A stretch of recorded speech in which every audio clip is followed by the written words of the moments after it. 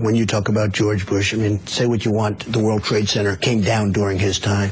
If you look Hold at on, Sandy Hook, you can't blame George Bush for that. He was president, okay? Don't blame him or don't blame him, but he was president. The World Trade Center came down during his reign.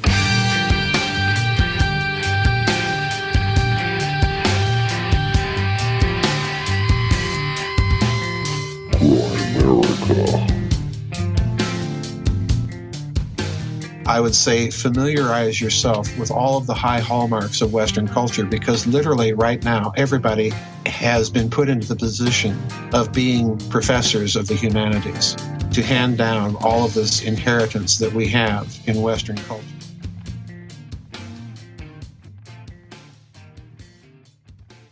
Okay, guys, welcome back to the Grimerica show. We are going to be chatting with Joesph P. Farrell a little bit later. It's a good one. Kind of one of those ones that it's surprising it took us this long to get to.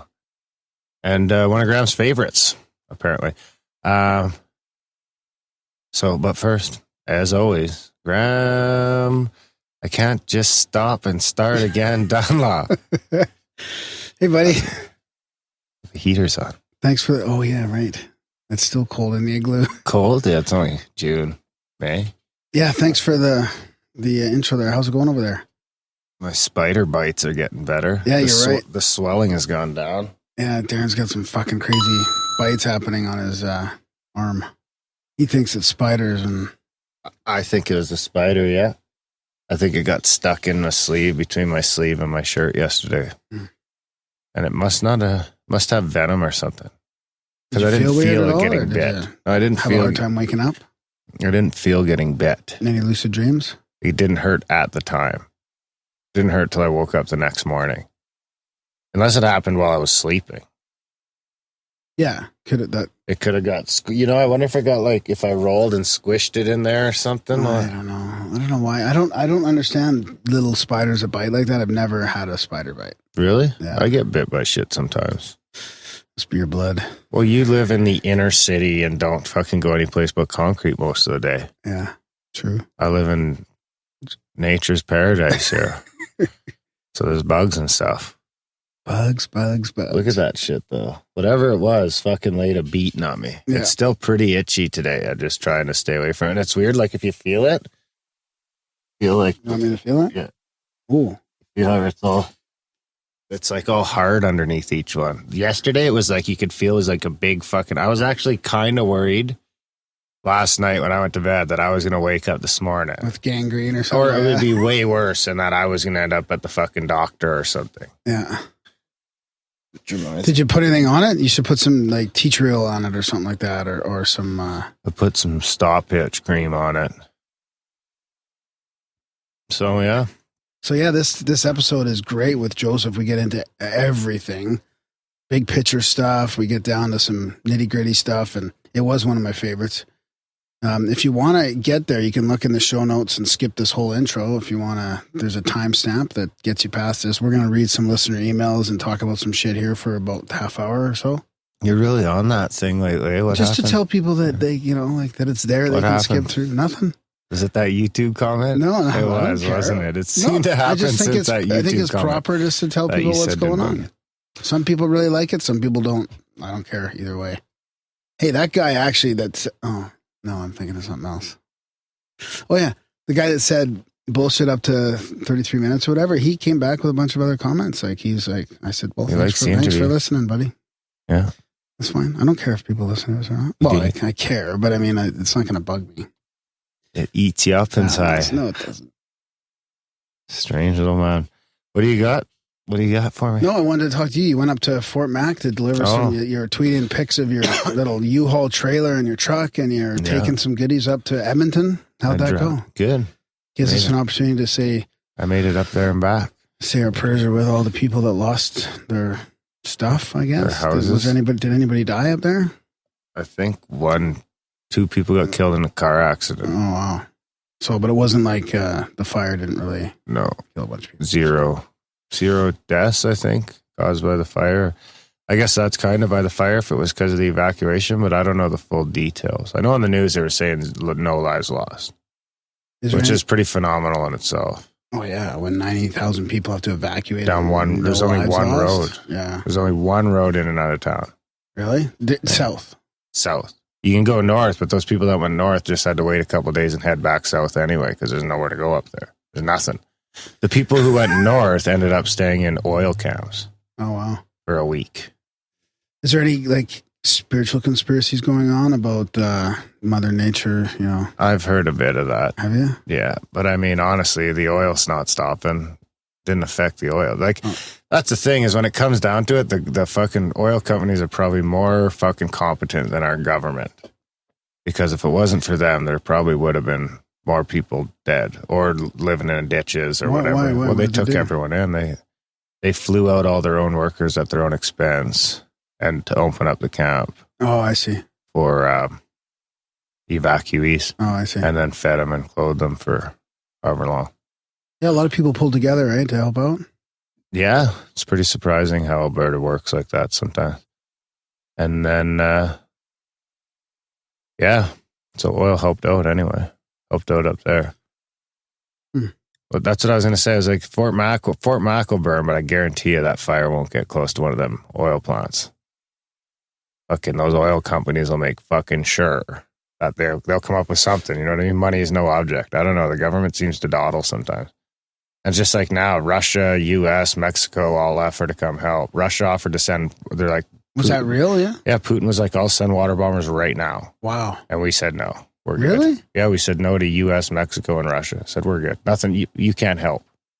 Basically, the two of the super strongest nations on the world that we assume that they don't have any better equipment or any better know-how at fighting forest fires. No, that's not why. I mean, they must have had it under control or something at the time. No, right now it's still out of control. No, it's twice as big as it was. It's just not. It's not facing the city. The city anymore, but it's still terrorizing. Like, I'll check right now, but as of last night, it was twice as big as it was. So why would we refuse their help then? Like, I don't know. Crazy. Trudeau had some. Russia's nonsense not too far, right? I mean, they can. Well, I think it's. Right? I think what he's saying is there's nothing they can really do. Like, because right now, I think what we're doing is we're basically saying we can't do anything until the weather changes.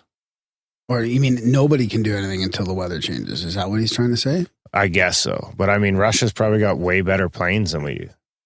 Imagine what a Russian water bomber looks like compared to a Canadian water bomber. You know, I haven't seen the two of them, but I'm assuming theirs is better. We said the Mars. They got more money, Mars bomber, better fucking technology, and more bush. They're the only people in the fucking world that have more bush than we do. Than Canada, yeah, probably. So it amazes me how dry it got in April, though, and in May. Yeah, no doubt. Even I think there was a bunch of people in Ontario, Manitoba evacuated now too. Wow. Global warming's a bitch. I was just going to say the exact same thing. Where's the chemtrails? Where's the rainmakers? Where's the rainmakers? I know. What the fuck's going on? I could have been making clouds. Graham is an all-in believer in chemtrails. Where were those guys? I don't know. I guess they don't want to save the oil lands. Yeah, maybe. I don't know. To me, it just seemed pretty foolish to turn down. I mean, maybe there's more to it. Maybe I should look more into it, but it seems pretty foolish to turn down international help. Mm-hmm. Basically, he said we've got enough firefighters and stuff. Wasn't there a bit of a sort of a battle between the province and the feds and who was supposed to help out and who was supposed to be responsible for it? I don't know. No? Who knows? Yeah, who knows? Anyways, our hearts and our prayers go out to everybody that they were transferring $50 million to the evacuees today. Alberta Red Cross. That's how much they've taken in a week. Wow. So that's $1.50 a Canadian. Which reminds me, I owe someone a magnet. Oh, do you? Yeah. That's what that screenshot you got was about. What screenshot was that? The one you emailed me. Someone emailed you a screenshot of the Red Cross donation. Oh, that's what that was. Oh, okay. Okay. So, yeah. That's a crazy crazy week out in Alberta. Yeah. Floods. So that's like that Slave Lake burned 5 years ago. burn the town down. And 3 years ago, Calgary got flooded in Okotoks and High River. Well, and downtown Calgary, don't forget about that. That's what I said, Calgary. Oh, okay. And now Fort Mac, 20% of Fort Mac burnt out. Yeah. Huh. Hopefully nothing happens in Chestermere. Yeah. Well, we had the flooding last year while I was gone. Yeah. Both my neighbors flooded out. Yeah, and you're lucky nothing really happened to your house, eh? No, my old shitty house was good because it's smaller. The big ones, they had to dig a deeper foundation, so they had 3 feet of water, and I had an inch. But wow. It didn't come out of the drain. Huh. So what do you got for me? Well, we got this. I want to get this email not out of the way because it's a great one, but I want to talk about it now. Because I was out there chatting with some friends and like in this sort of CE5 CSETI, people that have gone out there and tried this, and people go out there and they do these experiments, CE5 protocols, and shit happens to them. And it's happened to me. So I've got an email of a listener who was listening, and he's listening to some of the stuff I was talking about, and he's tried some of his own experiences and experiments actually, and he's emailed them in. So are you yeah, you ready? I'm ready. I have no jingle. No jingle? Okay, I'll just maybe you could do a spamgram jingle if you want. Oh, that one.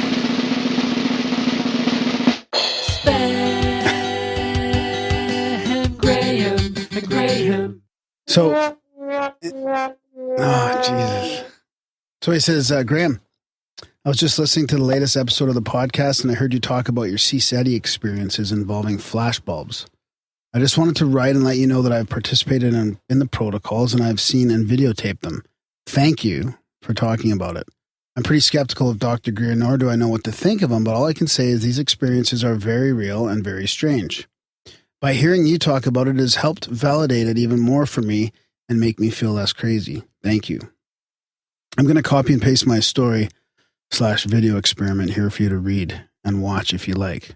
I'm not doing it for any tension, nor am I doing it to get on the podcast. I just figured you would like to hear some other people's stories on this matter. If not, no biggie. Keep up the good work. That's from Mark in Kansas City. You got on the podcast anyway, motherfucker. P.S. The flashbulbs are not the only experience I've had, but the only one I can really validate with other people. The strangeness is abound. There is strangeness abound, he says. Mm-hmm. So, I still think you guys are seeing something normal. I think your eyes are just wigging out from just staring at the sky for so long, wanting it so bad. Well, okay. This guy isn't staring at the sky, so that takes your theory. What's he staring at? He's doing it in his inside, meditating. What's he staring at? So I'll read the story. Okay, fine. Fuck, read the story. But the PS? This is all in the PS? No, this is the story is starting now. The PS is done. But I want to tell you again, like when I was practicing the protocols out there on the big hill in the middle of, at night, looking at the sky, like I saw flashbulbs a few times. And so did people with me on my side of the circle, and then it happened on the other side of the circle. And this is a common theme. I can't see it because I'm a non-believer. You would have seen it if you were beside me, and you're not a non-believer. I don't you believe just try be you just no, be the skeptical. It's your little thing. CSETI's not my little thing. That's what she said. But I know people as well have had experiences like. And I'm not. And I believe. Not, you know, I'll give you experiences. I just don't think you're CSETI and shit. There is a flashbulb trend, though. As much as I want to believe that's possible, I still think that's just typical human arrogance. That's the same fucking thing as thinking fucking humans made global warming. It's the same little fucking flaw in your fucking brain someplace. And I'm not saying it's just in your brain. It's in everybody's brain. We have this fundamental flaw that the movie doesn't end when we do. No, that's not the same thing. This is consciousness It's the same idea, though. No, I don't think so.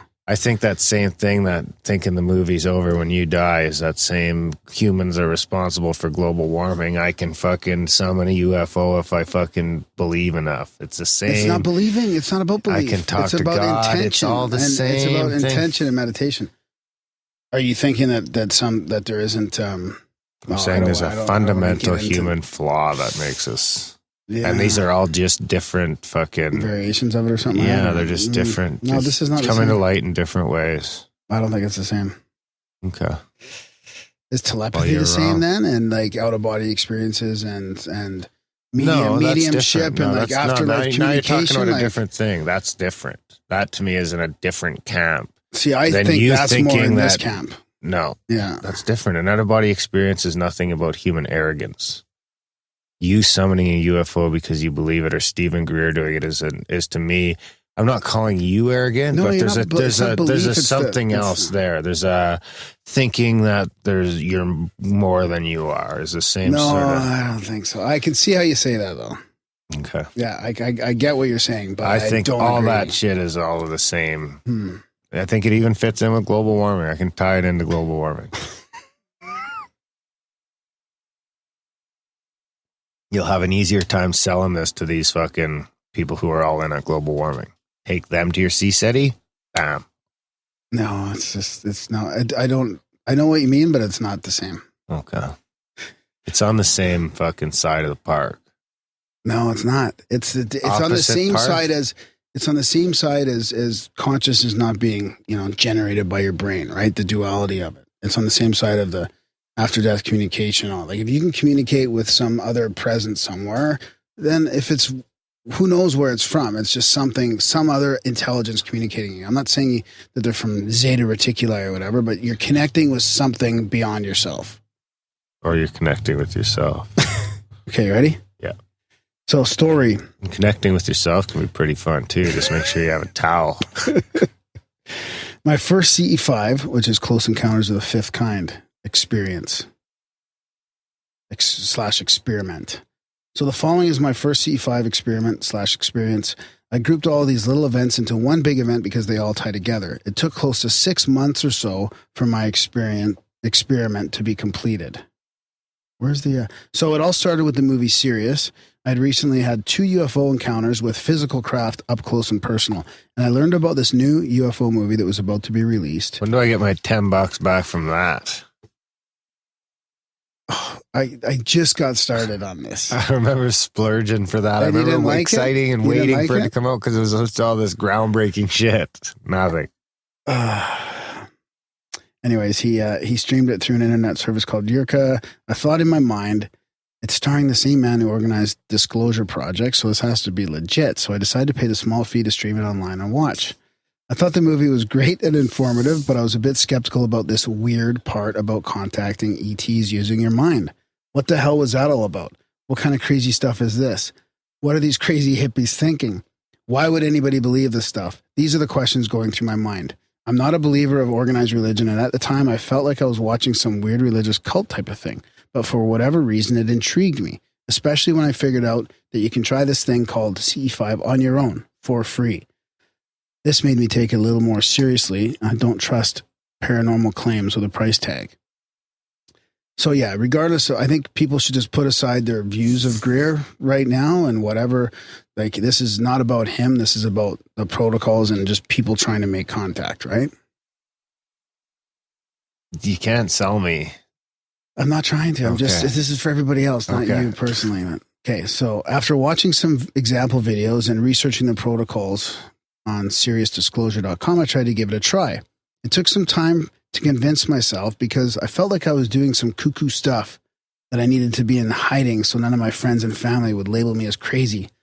Since I was living in Chicago, I decided to try it out in my living room of my apartment away from the commotion of the city. For whatever reason, the videos of the flashbulbs, a random flash of light like a camera flash that doesn't have a source, were intriguing, and I thought to myself, I can get one on video. So I decided to take a cell phone camera and point it at a plain non-reflective wall with nothing on it that could possibly produce a flash of any kind. I also did it at nighttime, closed all the blinds, turned off all the lights, and did it while no one else was in my apartment. Do we have the video? Yes. Do we have it? I probably forwarded it to you and you don't read it, right? But yeah, I have it. I have it here, yeah. Forward it to me. Right now? Yeah, I want to watch it while you're talking. Because And I was assuming the video will be in it's the just show another notes. thing to distract you Will from the actually video be in the listening show to me. notes? Yes, the video will be in the show notes. And he's also got a skeptical... why is it not working here? How are you going to do that? Is it a YouTube video? I don't know. We might have to put it on the YouTube channel. I don't think you can upload. You know what I mean? Or I guess we could. I don't know how to do that. Okay. Anyways, don't worry about that right now. It'll just be the same link. Oh, it's not. You're about to override Thunderbird. What? That's okay. Okay. It's okay. Okay. So where was I? Okay. So, I thought to myself, I can get on video, take a cell phone camera. Okay. I also did it at nighttime. I found a YouTube video of one of Dr. Greer's meditations and decided to use it. I started and unfortunately didn't make it through because my iPad ran out of batteries. Facepalm. I got a little frustrated and almost convinced myself that I should just stop doing this nonsense.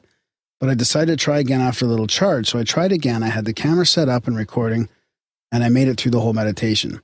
I followed the protocols as best I could. I suspended all disbelief and intended to work. I projected a message/thought asking them to please communicate with me via my camera. I did a CTS, which is the coherent thought sequencing, envisioning your location on Earth and rising up that spot into space, like you're operating Google Maps. And make sure they know that my purpose was for education reasons and to help me grow. Afterwards, I grabbed the camera and walked into my kitchen, turned all the lights off, and watched the video, not knowing what to expect. About a minute or so in, I spotted the exact thing I was looking for, a flashbulb. It jumped out at me, and right away, and there was my oh shit moment. I couldn't believe it worked. I just stared in disbelief. There was no way anything in that room could have produced that flashlight. I made 100% sure of it. But yet it was the exact same thing I saw in Dr. Greer's video. My mind was spinning. What did I just see? I quickly calmed down and reminded myself that it could be just a camera glitch and I can't jump to any conclusions. Despite my skepticism, I still needed to know, so I started to dig. First, I searched for hours on the internet, researching a variety of camera glitches and watching videos, getting very familiar with what they looked like, and I could not find anything that matched a single point of light, flashing like a camera, randomly, one time within a 30-minute video. So next, I showed it to some coworkers who were open-minded enough to chat about these subjects, and one of them suggested that I try and be scientific about it, see if I can keep replicating it. Being someone who likes and trusts in science, I thought it was a great idea. So I decided to try it again. I set up experiment number 2, and I had success again. Same process and same results. I got 2 different flashes, both with different colors and shapes. Astounded, I immediately set up experiment 3, and again, same process and same results. Now I'm really starting to wonder what's going on. Could this all be real? Experiment number 4 was unfortunately unsuccessful because I believe I treated it too much like a game. I told my brother about what was going on, and I think I was more concerned with impressing him, forgetting that if indeed I was communicating with something, I still needed to be respectful. I was a little disappointed that number 4 didn't work and wondered if reality was about to kick in and I realized I'm just fooling myself. Regardless, I continued on with experiment number 5. And this one is a very important experience. It was more than successful. It made me realize there is way more weird than I anticipated. This was the first time that I felt what I call the energy, which makes it sound kind of silly, but I don't know how to put it in words exactly. So that will have to do. During the meditation, I felt the hairs stand straight up on my arm, and my sense that something was there with me kicked in pretty heavily. Then a jolt of energy shot through me that was so intense I can't put it exactly into words. It hit me like a taser and had this weird combination of qualities. It was like something orgasmic along with a rush of doing a line of cocaine. Yes, I tried it once in college, but more intense.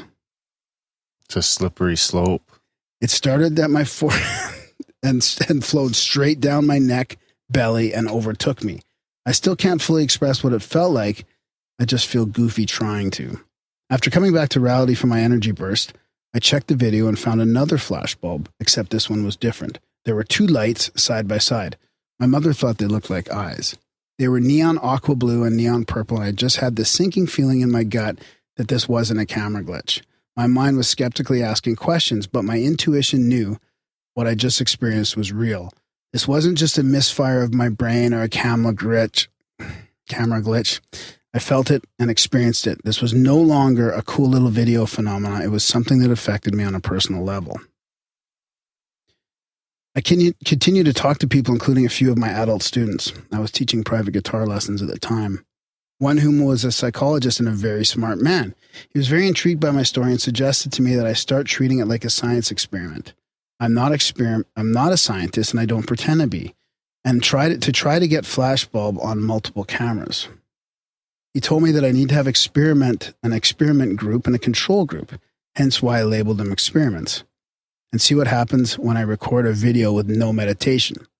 So that is exactly what I did. I did a total of 10 experiments and 9 controls with 3 different cameras, 2 cell phone, 1 digital camera, 1 camera per experiment and control. 9 of the 10 experiments were successful and were captured on all 3 cameras, and the flash bulbs showed up in 2 of the 9 controls. He says, side note here, it showed up in the last couple control videos, and it was near the end of the whole experience. So I was thinking in quote, beings. I was thinking of the beings a lot more, and I feel whatever it is possibly knew I was thinking about them. Maybe they were connected to me more than I thought, question mark. They came in a variety of shapes and colors, and just 2 of them had energy bursts associated with them. I had a friend edit me all down in my videos and put them in one short video so I could share it, so he gives us the video there. Watching the video will give you a glimpse into the experience, but now I want to share what else I did to help validate how strange these videos really were.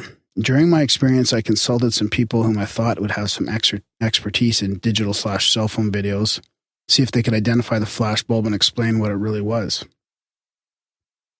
Put it on YouTube. If there's an explanation, you'll have it. First, after you get called a scumbag. Yeah, exactly. A bunch of times, but... Well, no, okay, that's a good spot for me to remember to talk about Alex Sakaris's Skeptical website, right? He's been on the show a couple times. This guy Mark also put it in Skeptical's forum. So there's people discussing and going back and forth in the forum. It's pretty cool. He laid the whole thing out in the forum.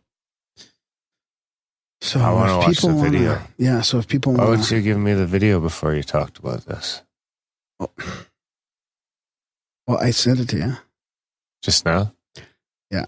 It's good, but you'll probably won't, I mean, it's not like this big flashbulb. It's just little flashbulbs, right? In the dark. It's hard to, It's hard to see? No, it's not hard to see. It's just not like a fucking craft flying through the air or something like that, right? I'm not expecting it to be. No. It's good that he's documented it. So anyways, he took his cell phone to him and E-Frame need to get together. I wonder if there's a correlation between flashbulbs and ice spikes. So he did post it on YouTube as well, just so you know. Yeah, that's good. All right, so let me finish off here. I'm almost done. So first he took the cell phone into a Verizon wireless store and spoke with an employee. They were alone in the store, and I felt like I could be honest with her. So I told her about the CE5 and what I had gotten on my camera. I shared the videos to her, and she could not explain it all. She said she's never seen anything like that happen, didn't have an explanation, and actually was a little freaked out by the whole thing. Secondly, I took my phone to a cell phone repair shop.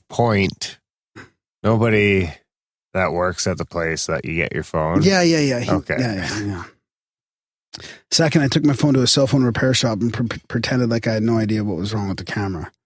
I told the clerk I have these weird flashes of light appear on my screen. Do you know what's causing it? And showed him a few of the videos. He had no idea what was causing it, and he had never seen anything like it before. He told me I needed to download a new video app and see if that would fix it. That was all the advice he gave me. I didn't really bother to tell him anymore because I didn't Wait a second, a new video app. What kind of phones are you using here? It goes on. He used digital cameras and 2 cell phones. What kind of cell phones? Well, Verizon's not a type of cell phone. I don't know what type of cell phone, actually. I don't think. Did he not? I didn't read those that. Androids have funky cameras. Oh, yeah. Okay. So third cell phone. So third, I called a second cell phone repair shop and described the random flashes of light. Actually, I missed that other part. I didn't really bother him. This is back at the first camera repair store. He says, or the cell phone repair shop. He says, I didn't really bother to tell him anymore because I didn't feel like he was the type of person that could get into this sort of thing. And I wanted to see if he could easily recognize it as a camera glitch without any influence.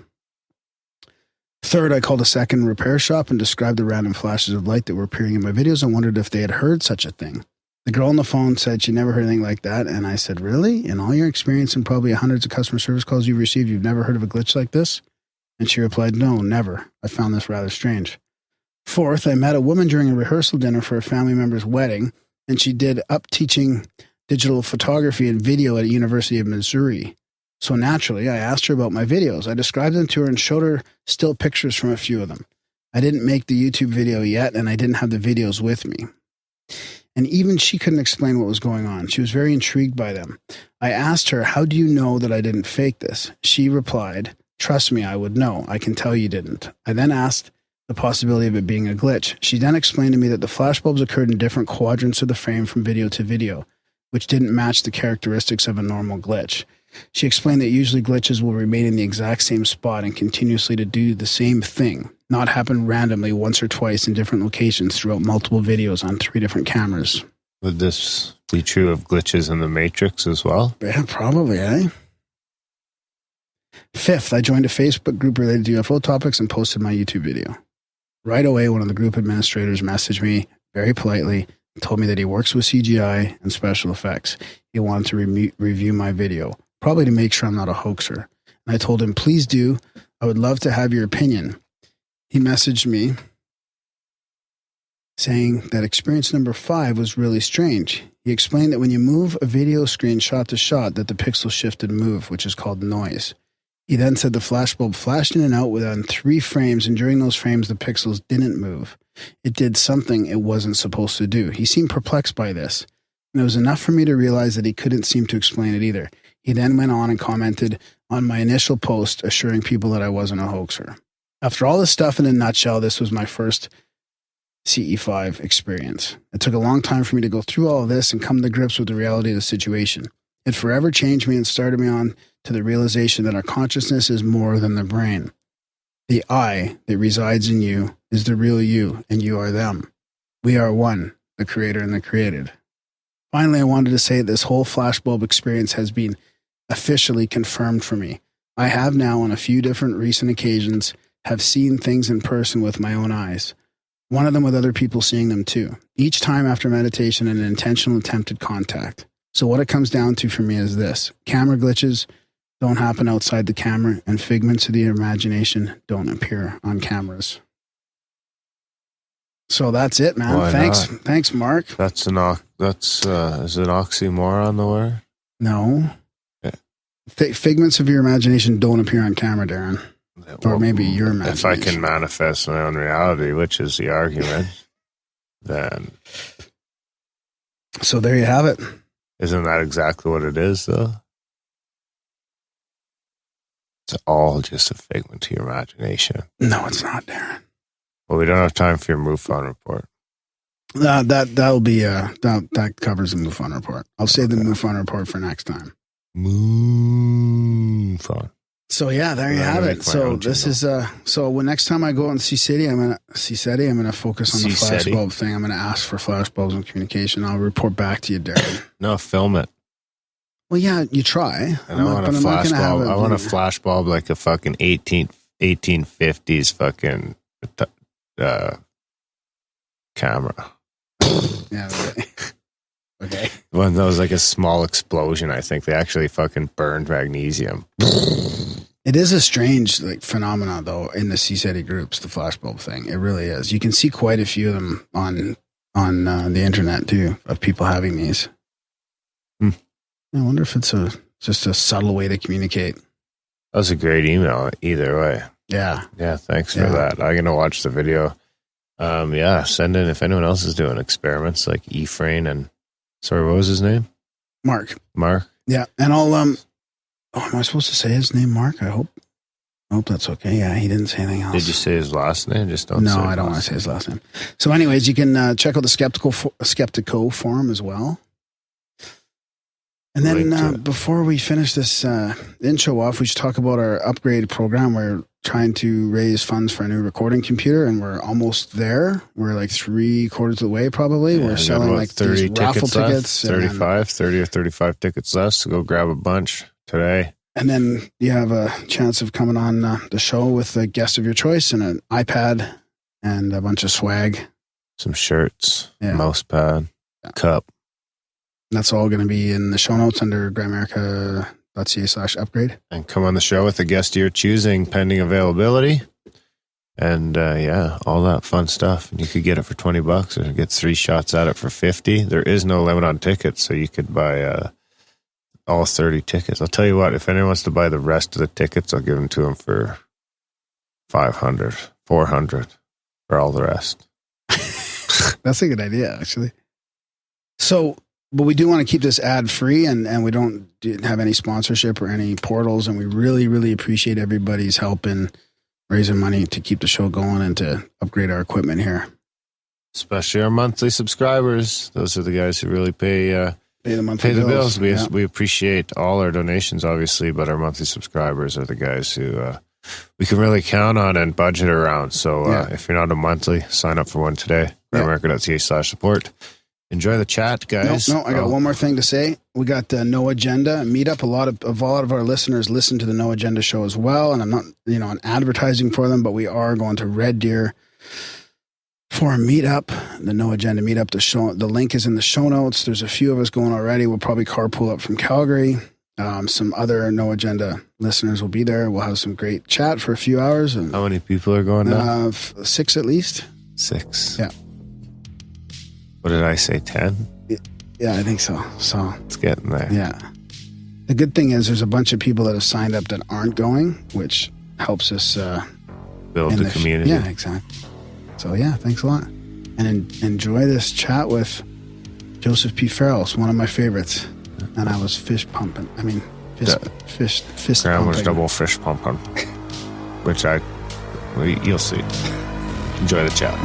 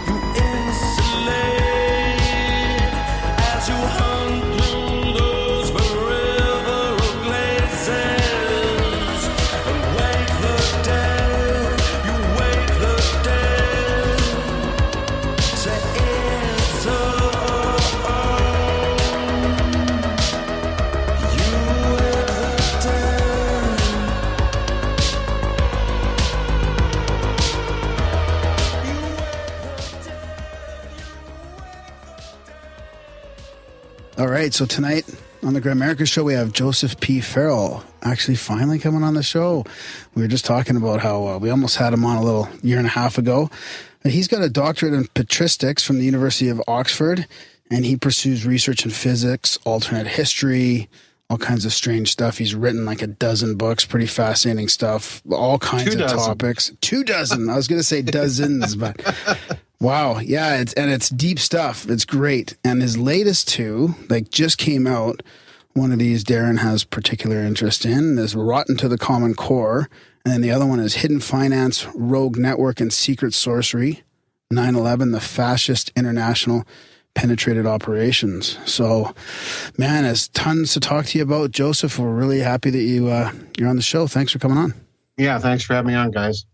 Yeah, and I was just mentioning to you there about your website. I kind of wanted to start off with, I love how you've built this website around your research, and you kind of give these weekly, almost like I don't know if you'd call it like a geopolitical update, but you call it news and views from the Nefarium or something like that.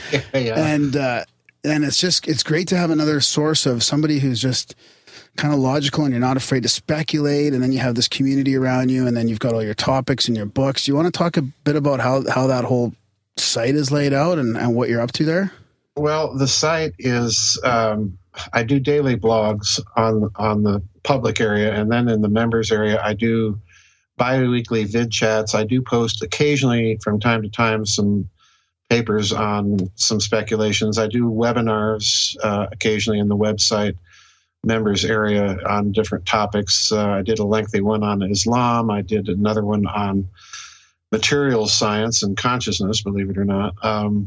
it's an interesting community that we've built up there, because people send me articles, and what you see me blogging about I'm blogging about articles that people send me. So it's actually kind of a community-driven website in a certain sense. It's a really interesting website. I blog about just about everything from alternative technologies to alternate history, like I talk about in the books, to geopolitics and what's going on in the world, or what I think may be going on. Let's put it that way. So yeah, it's an interesting little community. Yeah, that's what I like about the news and views from the Aquarium. There is you kind of lay out stuff that people sent you, and then you sort of put it all together. Like there was the last couple were really good, and then you're not afraid to go, okay, now I'm going to speculate a little bit here about what might be going on, and I mean it sounds pretty logical to me. Yeah, it's like I say, it's a very, very interesting community. We get a lot of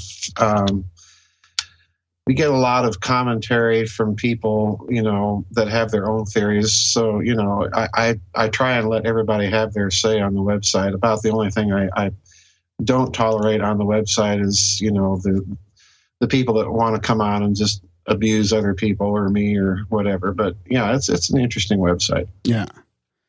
So did you find yourself shifting towards your earlier books and research on alternate history and the Nazis and stuff like that into more of a geopolitical thing? Like, especially just lately with how interesting global politics has become. Have you kind of been sucked into that vortex a little bit? Well, not really. The way I approach it is, and attempt to, from time to time to do, is to show that geopolitics really doesn't make any sense unless you factor in considerations that I write about in my books. Let me give you a for example there. Yeah. The biggest thing one of the biggest things that I've written about in some of my recent books is what I am calling a hidden system of finance that I believe was put into place by President Truman in 1947, utilizing recovered Axis loot. And this booty basically was kept entirely off the books and turned over to the running of the National Security Council. So effectively what he did was he put the intelligence community of the United States into the international banking business, and that intelligence community in turn was in bed with, post-war Nazis, post-war Japanese Yakuza, and basically remnants of the imperial Japanese elite. And this has had, over the decades, I think, a huge effect, not only on the financial system, but also on American geopolitics, because when you crawl into bed with fascist devils, you're going to start making decisions and doing geopolitical things that are just, not in the national interest. So there's that aspect, and playing into that aspect of things, and I go into this in the most recent book on 9/11, you have the Russians in particular kind of pointing out from time to time that the West, and in particular the United States, has become hostage to something that is not necessarily American or even representative of any other nation state. Let me give you some for examples. The Russian economics advisor to President Putin, a fellow by the name of Sergei Glaziev, as the mess in the Ukraine was unfolding, came out with a lengthy op-ed piece.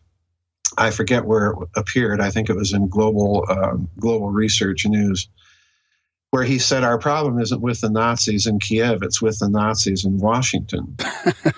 And in the context, he meant it. This was not simply a rhetorical, hyperbolic turn of phrase. It was an actual conclusion that he had come to.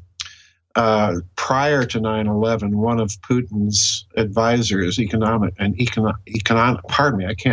economist by the name of Dr. Tatiana Koryagina, had come out with a statement that the United States was going to be victimized by and these are kind of paraphrasing her words, a global network with $300 trillion in assets.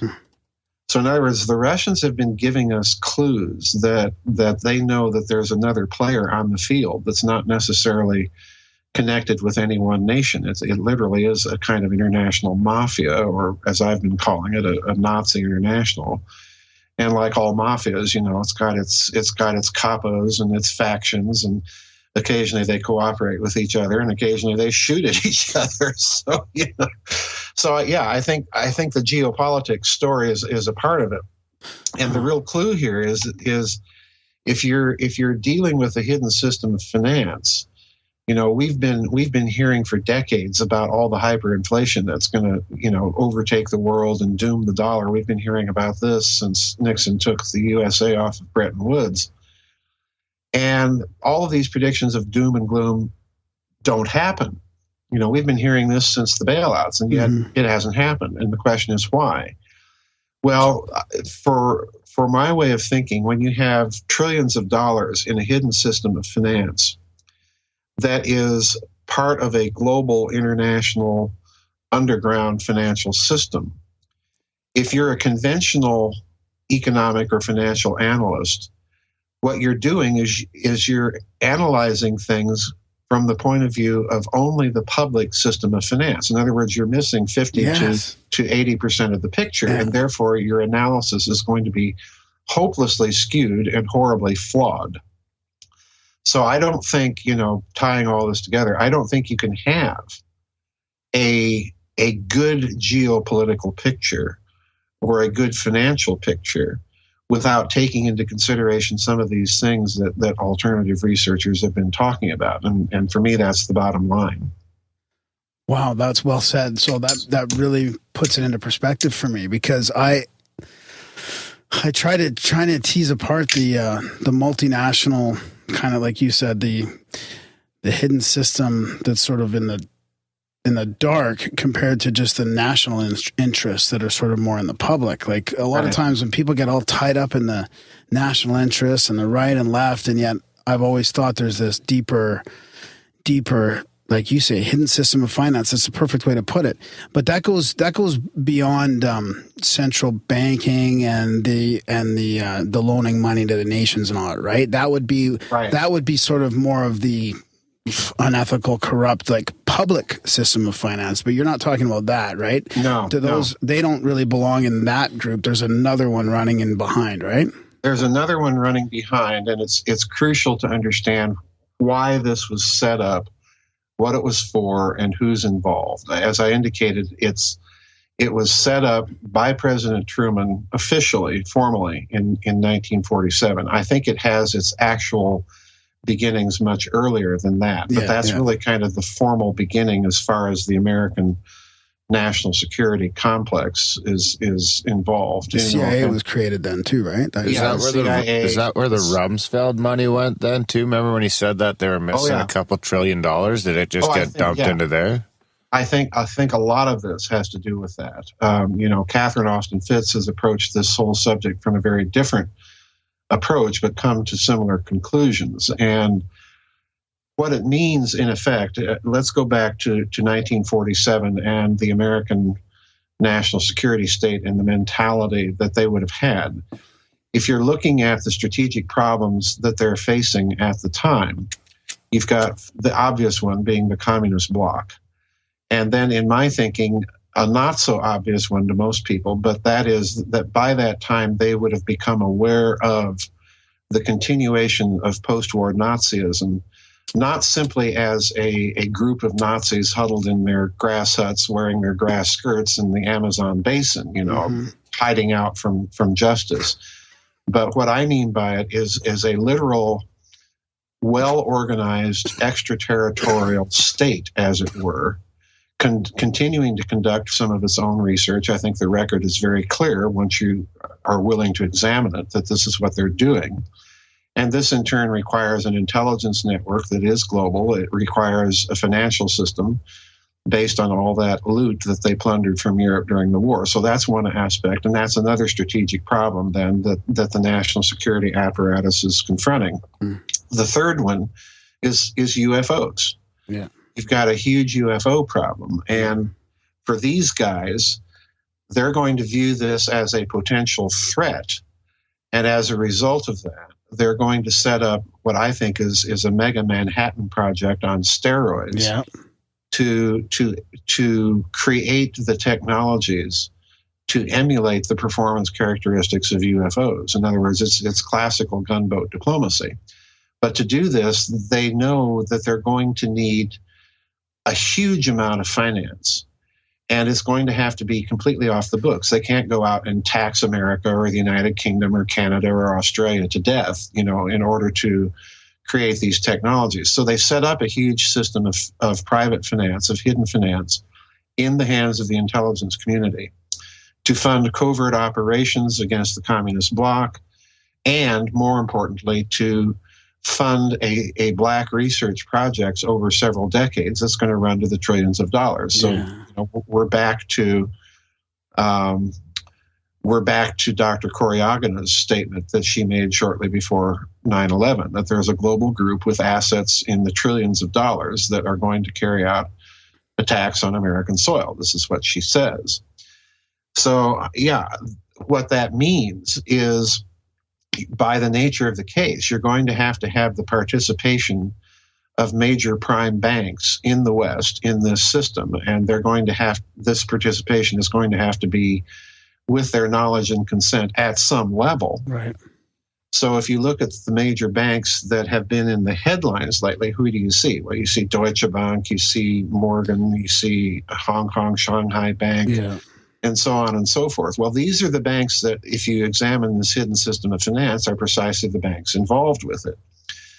So, there's a lot going on. And I don't think that when you factor in the existence of that hidden system, when you factor in all of those dirty intelligence deals that were made between the United States and surviving Nazi intelligence groups after the war, that when you factor all this in, you're dealing with, quite literally, a huge hidden system of finance that in turn is related to some sort of global network with I'll be very blunt, with a very kind of fascist ideological outlook. And I'm not talking simply about surviving Germans or Nazis. I'm talking about the Sullivan and Cromwell crowd in the United States, the Dulles brothers and people like McCone and John J. McCloy and so on and so forth that are big wheeler dealers in the post-war American intelligence, national security state establishment.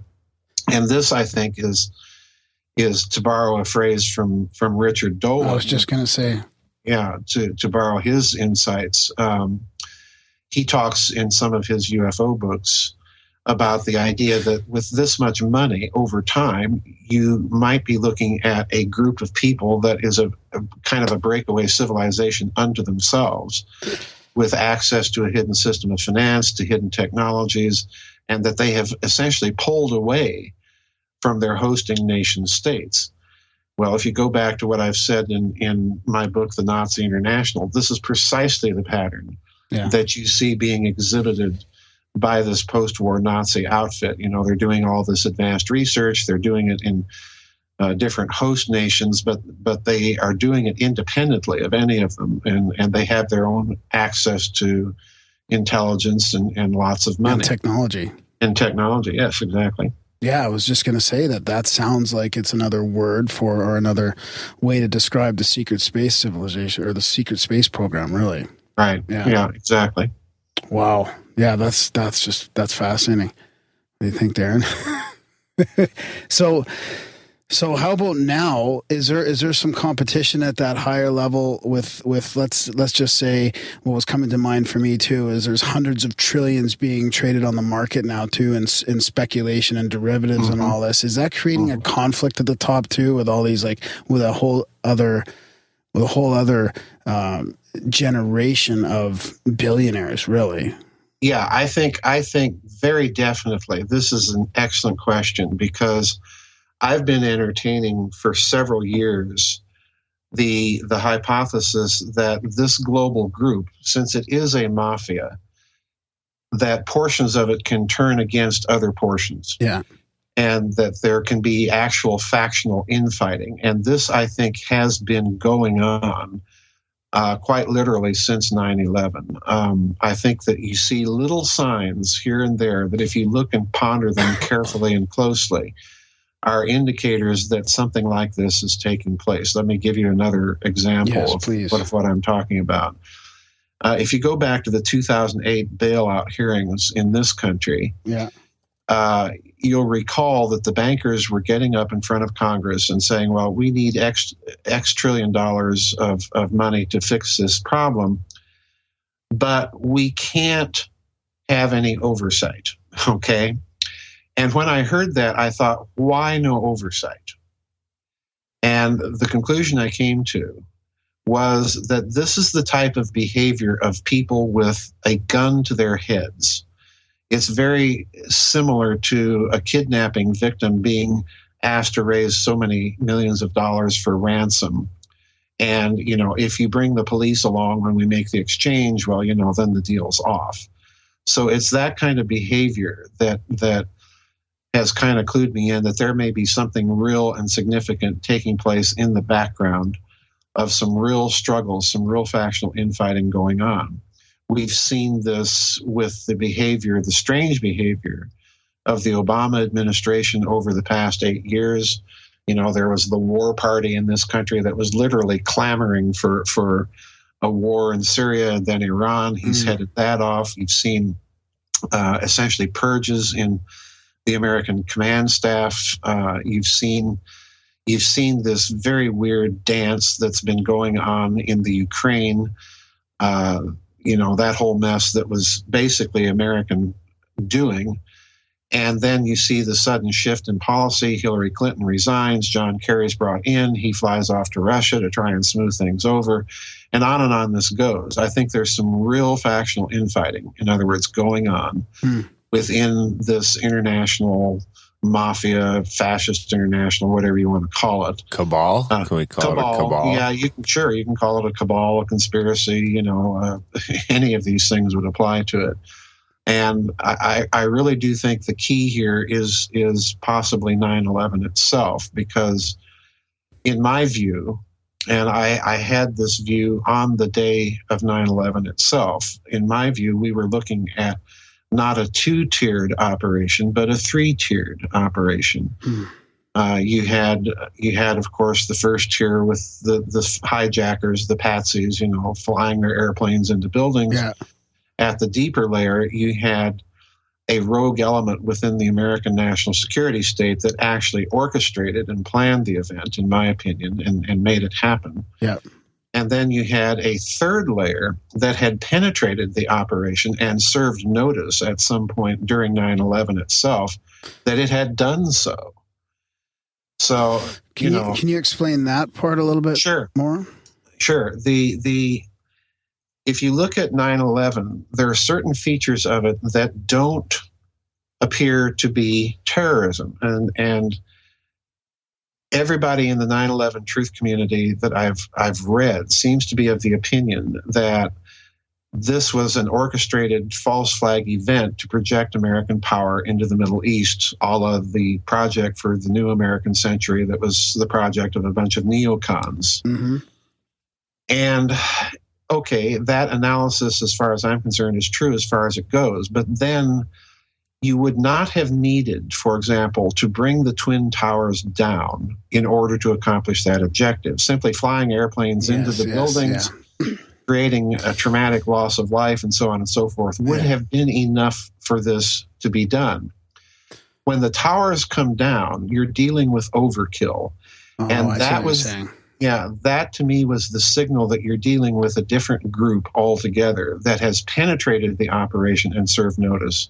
The other thing that is really key here is if you look at the behavior of the American executive branch, particularly Dick Cheney and President Bush on 9/11. Yeah. Bush is sitting there very calmly at Emma Booker Elementary School reading My Pet Goat. And the official narrative has it that Andrew Card comes in, says, Mr. President, America's under attack. And he sits there and he keeps reading. Ari Fleischer, his press secretary, holds up a card and says, Don't say anything yet. And so he finishes the photo op, and then he makes a brief press statement at Emma Booker Elementary School that America is under some sort of terrorist attack and that he's going back to Washington. All right. Mm-hmm. But at some point between his departure from the elementary school on the way back to Air Force One, the thing changes. Air Force One is literally scrambled out of Sarasota with no fighter protection. And there is indication that somebody called the White House switchboard and said that the president was next and indicated their bona fides by giving out a number of top secret U.S. code names from various departments of the federal government, the DEA, the FBI, the CIA, the National Reconnaissance Office, and so on and so forth. So what happens? Bush, at that point, flies immediately to Barksdale Air Force Base in Louisiana, and then from there flies on to Offutt Air Force Base in Omaha, Nebraska. Now, why is this significant? At Barksdale, he jettisons the press corps. He gives a statement which needs to be scrutinized very carefully, because at Barksdale, he makes no mention whatsoever of terrorism. All he refers to are attacks and a test. And then he flies on to Offutt Air Force Base. Now, these two bases are very significant because Barksdale is the backup command base for STRATCOM, for Strategic Command. Mm-hmm. Offutt Air Force Base is the headquarters for Strategic Command. And on 9/11 itself, the entire U.S. military was having a full-scale nuclear alert drill. In other words, we had not been on this state of heightened nuclear alert since the Cuban Missile Crisis. All of our submarines, our nuclear submarines, all of our bombers, all of our missiles were a part of this drill. Now, when you put these two things together, people calling in to the White House switchboard indicating that they have possession of top secret codes across the length and breadth of the American security state, and you're running nuclear drills, the possibility is then that these people can flip those drills live. So President Bush has to go to these bases to reassert personal presidential control over the American command structure. And this means, quite bluntly, that there's a third level involved in 9/11 that is flipping and penetrating the whole operation and flipping it inside out.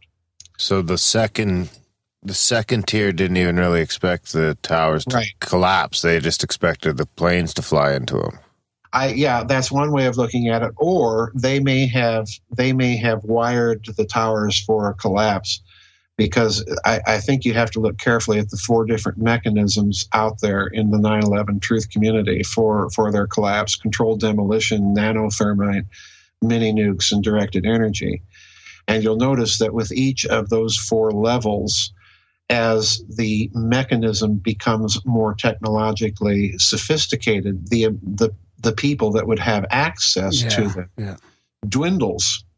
So in other words, by the time you're reaching mini nukes or exotic energy weapons, you're dealing with a very sophisticated group that may not even lie within the American command structure. And this brings us back to our whole breakaway civilization, international mafia type of idea. And I do think that this is precisely what happened, that third level served notice on 9/11 itself, that the marker had come due and we're serving our divorce papers. Here you go.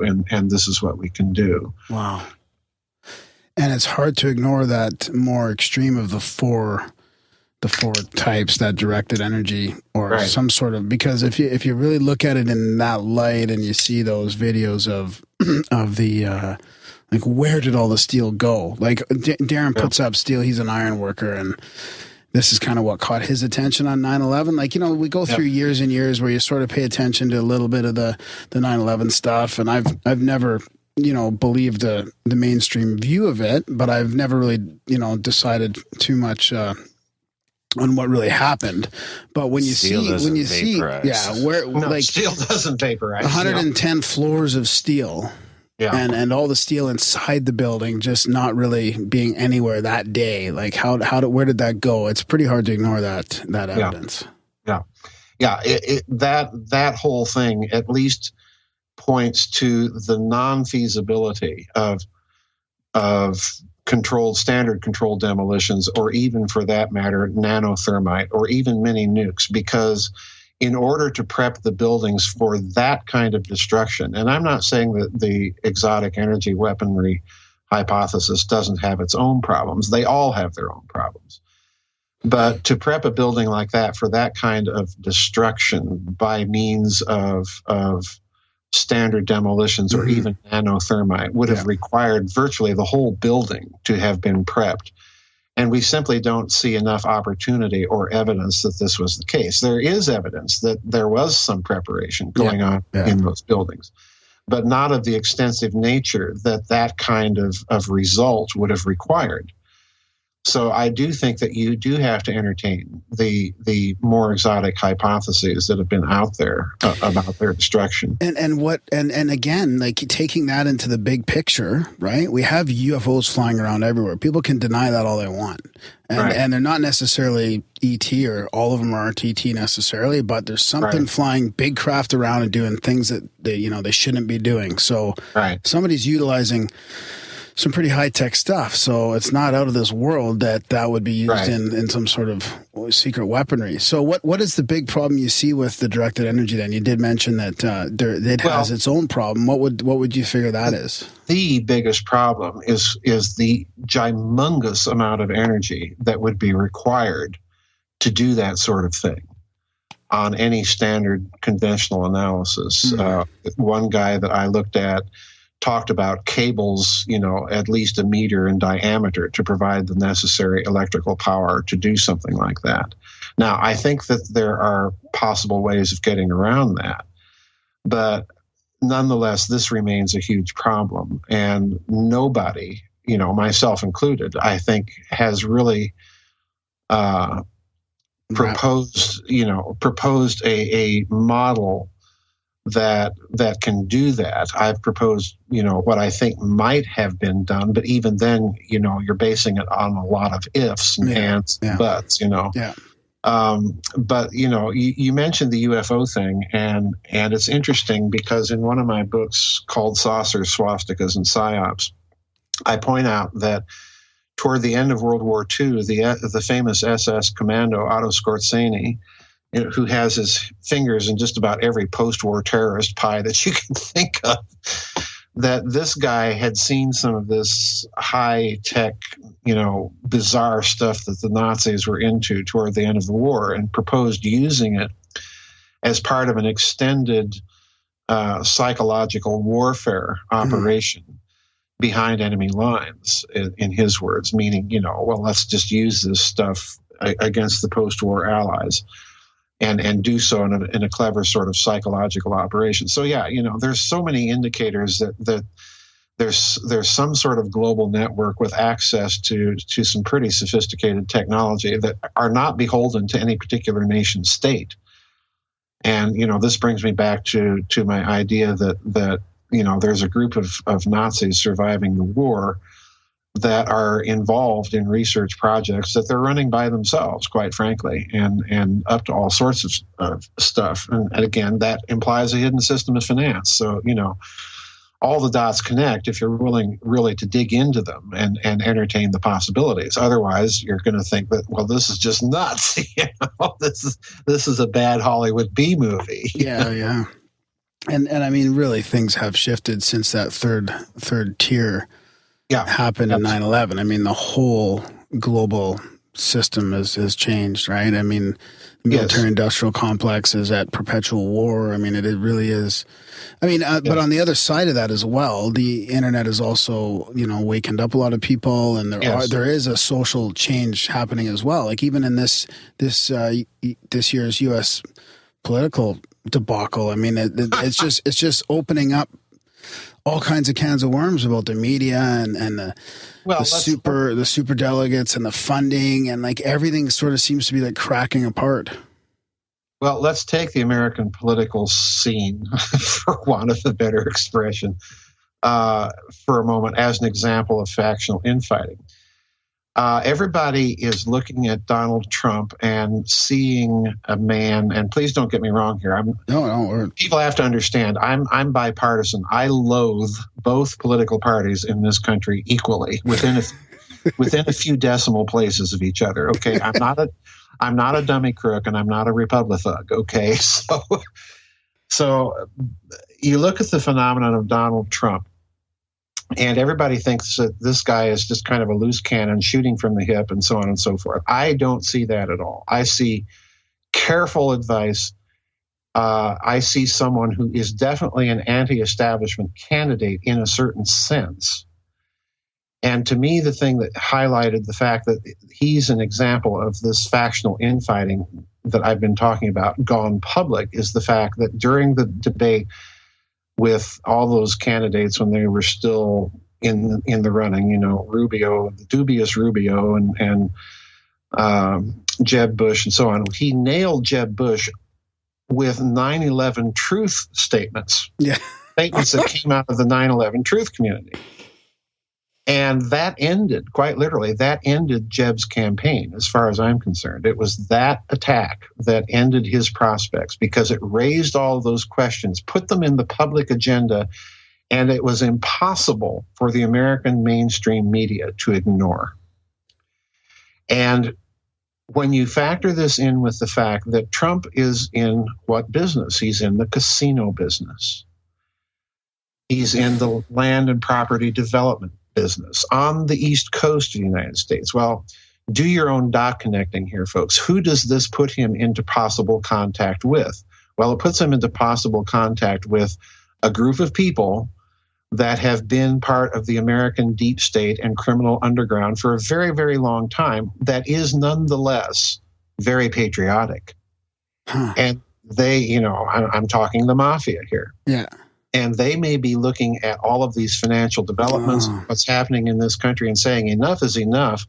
We're not going to play ball with, the Sullivan and Cromwell, Rockefeller, Rothschild crowd. Right. Yeah. So, that again is pure speculation on my part. But you look at his campaign and the things that he's said and the people advising him, and it begins to look more and more that his candidacy is very deliberate and his statements are very calculated.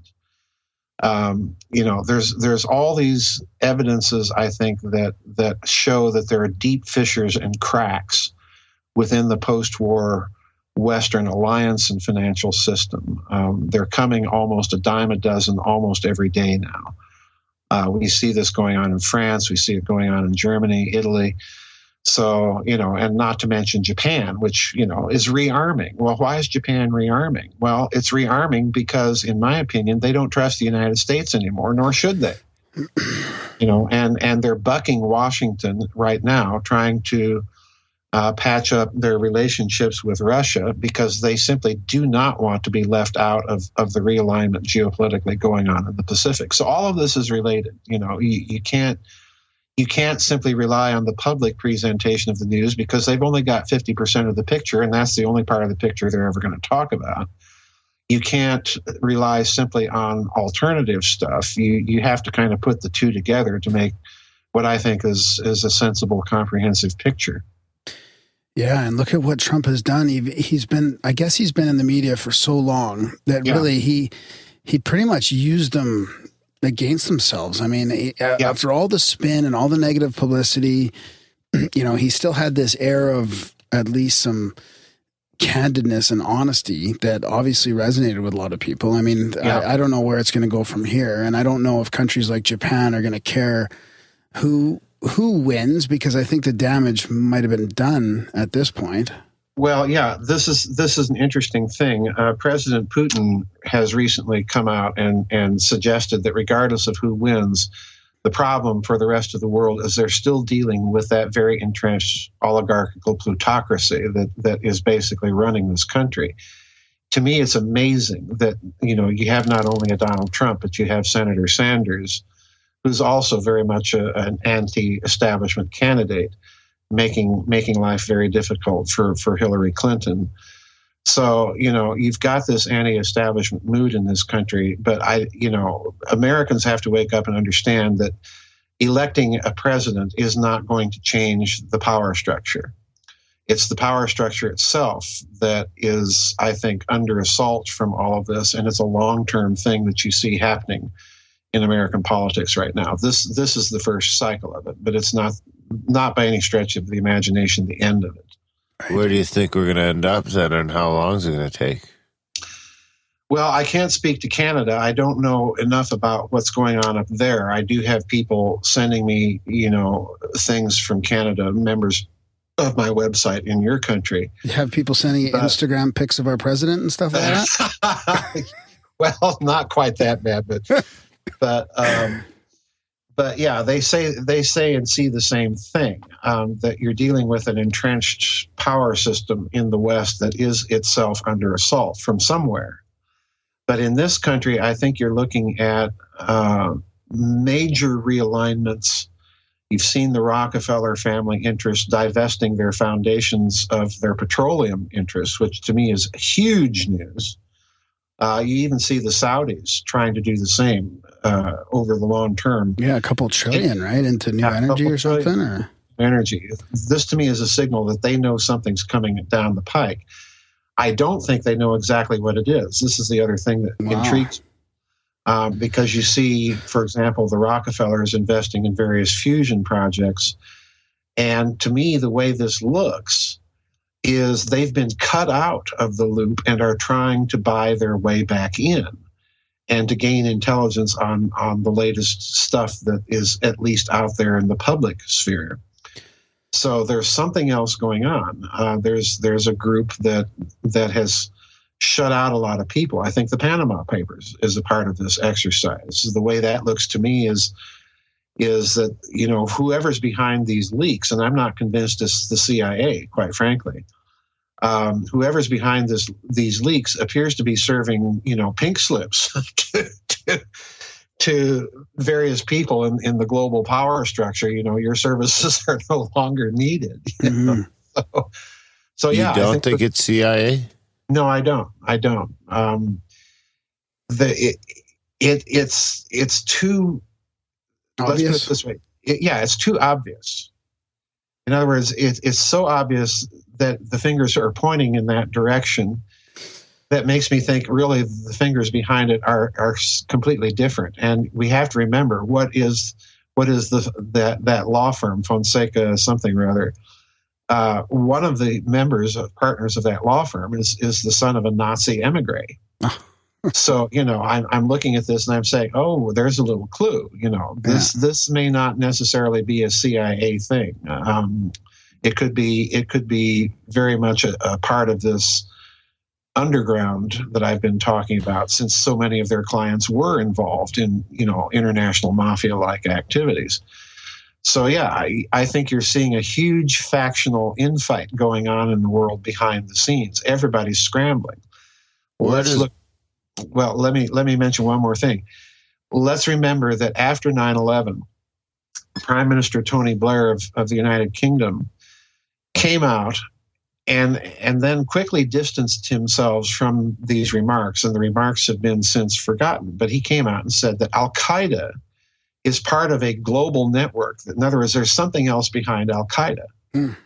And he never specified what this global network was. So look what we have.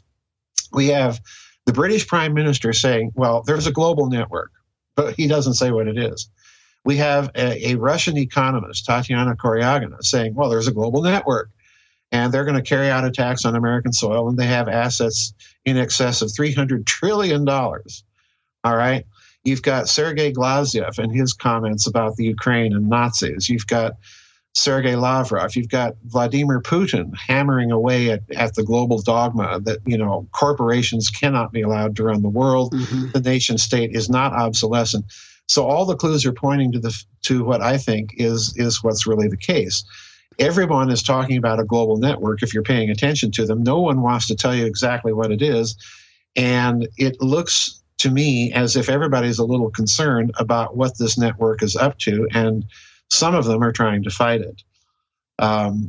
And again, to me, I think, given the vast amount of research I've done over the years, I think a huge part of that global network dates from World War II and the survival of the fascist elites. I really do. They got in bed with Western intelligence. They got in bed with the international mafia. They got in bed with radical Islam. They got in bed with terrorist groups. And here we are today. Where does Russia fit in then? Russia would be anti-globalist, I guess. Oh, yes, absolutely. So the KGB, could the KGB be a suspect in the Panama Papers? Well, I don't. Well, it's no longer the KGB. It's the FSI. But Russian intelligence may have had a hand at some point in them. I don't know. I suspect that it's another group entirely. But I do think that the Russians, if you look at the clues that they have been providing over the past several years, really beginning with 9/11 and up until the present, the Russians have been very slowly leaking all of these things and pointing the finger at the existence of this group. So I think Russian intelligence, if anything, is probably much better informed about it than anybody else in the world, with maybe the exception of German and Israeli intelligence, possibly the French. But I think they're trying to draw attention to the existence of this network is what I think they're trying to do. And increasingly, I think people are beginning to sit up and take notice. When again, going back to Donald Trump, 4 years ago, it would have been unthinkable and unheard of for any major American presidential candidate in either party to talk openly and use phrases that are coming directly from the 9/11 truth community. Yeah. And now it's de rigueur. And the other thing that's very interesting now is we have all of this talk about the declassification of those 28 pages that were classified and given to the 9/11 the 9/11 Commission, that the Bush administration insisted remain classified. And most people think, and I suspect that they're correct as far as it goes, that these papers unveil the Saudi role in 9/11. But when Senator Graham, the then Senate Intelligence Committee chairman, and his minority party counterpart, Senator Richard Shelby from Alabama, when they have been talking about these papers in recent interviews this year, what most people haven't picked up on, I mentioned this in the new 9/11 book I just came out with, what most people don't realize or pay attention to is that these senators said that they know what's in those documents, and it details the role, please pay attention now, of foreign governments in 9/11, plural, not just government, not just Saudi Arabia. There's somebody else involved, and they don't want to talk about it. That's the big secret, I think, that they don't want to get out. So, because it's Israel. It may be Israel, but I think not. Israel would have nothing to gain by a participation in the events of 9/11, because if it ever came out, the risk that it would create to Israel would be extreme and severe. I really have difficulty believing it's them. I do think that they're involved at some point in the level 2 operation, but I don't think that they're that deepest level. I think that deepest level, again, goes back to some sort of third extraterritorial international network that, Mr. Blair indicated in his comments, and that Tatiana Koryagina also indicated. So you've got confirmation of the idea of that network coming from Russia and the United Kingdom. I think that if there's another set of powers involved at that level, you have to look very carefully at Germany, because it's one of the nations, giving warnings about upcoming 9/11. And in looking at Germany, you would be looking again at some aspect of this international fascist mafia. I really do think there's aspects of this that people don't want to look at. I have a couple of stunners in the 9/11 book. A friend of mine just was reading it just before we got on the air and came to a couple of things in that chapter, and he instant messaged me on Facebook. He says, "Holy cow." That's all he said. I said, "Well, I take it you found the first Whopper doozy." It's so great. It's so great to talk to you about this real big picture, high level stuff, because you've been answering questions that I haven't even been able to formulate in my head before, because I've been trying to, I tried to bring it up on the show before, and I'm trying to reconcile what you're talking about, the third, but that's putting it into that perspective that I can catch. It's like the third level, the global thing, and how the national sort of politics plays into that or against it or whatever, and then you have all these other factions. So sticking with that theme, then I really want to hear your take on where the Clintons fit into this global thing, because Hillary's got something on her agenda if she's going on to these shows. There was a New York Times article that just came out today about her talking about the unidentified aerial phenomena instead of being called a UFO. Like, so, Bill apparently tried to get this shit out when he was out there, and she cock blocked him on that one, and then now she's all of a sudden talking about it. So is this a distraction, or do you think that she's trying to unravel some of this global stuff? Like, could she be on in another faction that's against that third level? Well, let me tell you what my suspicion is.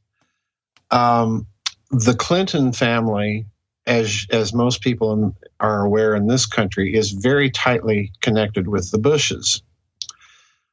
They were involved, in the Mena, Arkansas, Iran-Contra stuff going on there.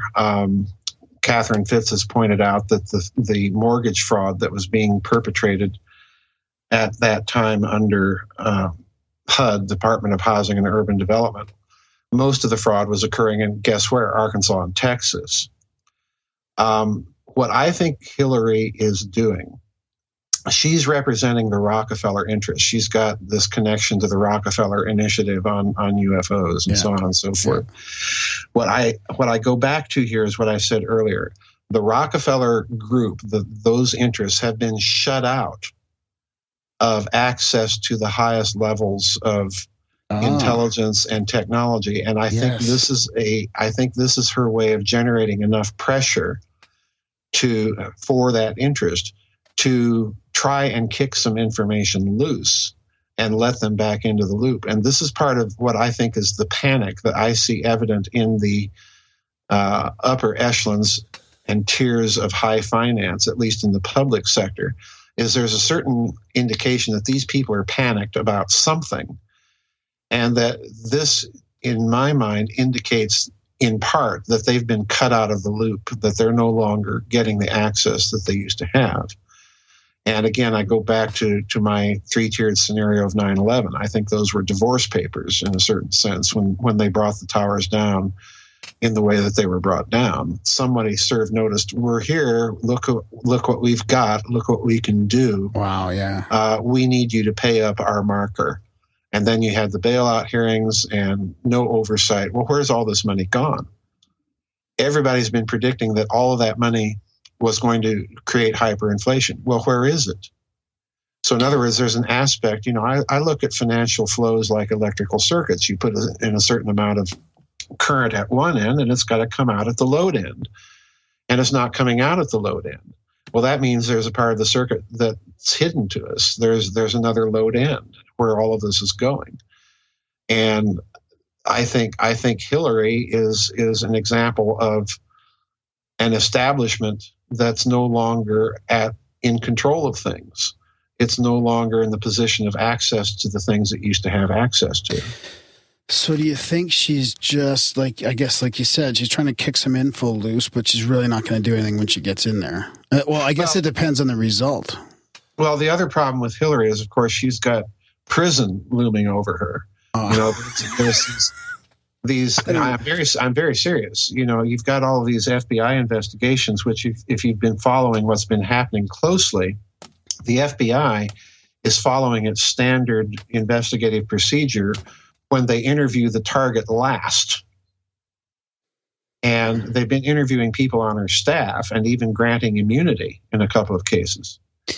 So this is looking very bad for Hillary. Well, what happens if she gets elected? Everybody thinks that she will be a strong president. On the contrary, I think that this means she's easily blackmailable and manipulable, and she will be a very weak president. And we do not need someone that weak dealing with things that are going on in the world that are going on now. I think in that sense, she would be, people are saying that she'd be much preferable to Trump or to Bernie Sanders. I take the opposite tack because she's got too many skeletons in her closet that would make her a very, very weak president. Can they not just assassinate him anymore like back in the JFK days? Well, the trouble here is, you know, sure, they can assassinate. I mean, I put nothing past these power elites. Cabal. Yeah, the cabal.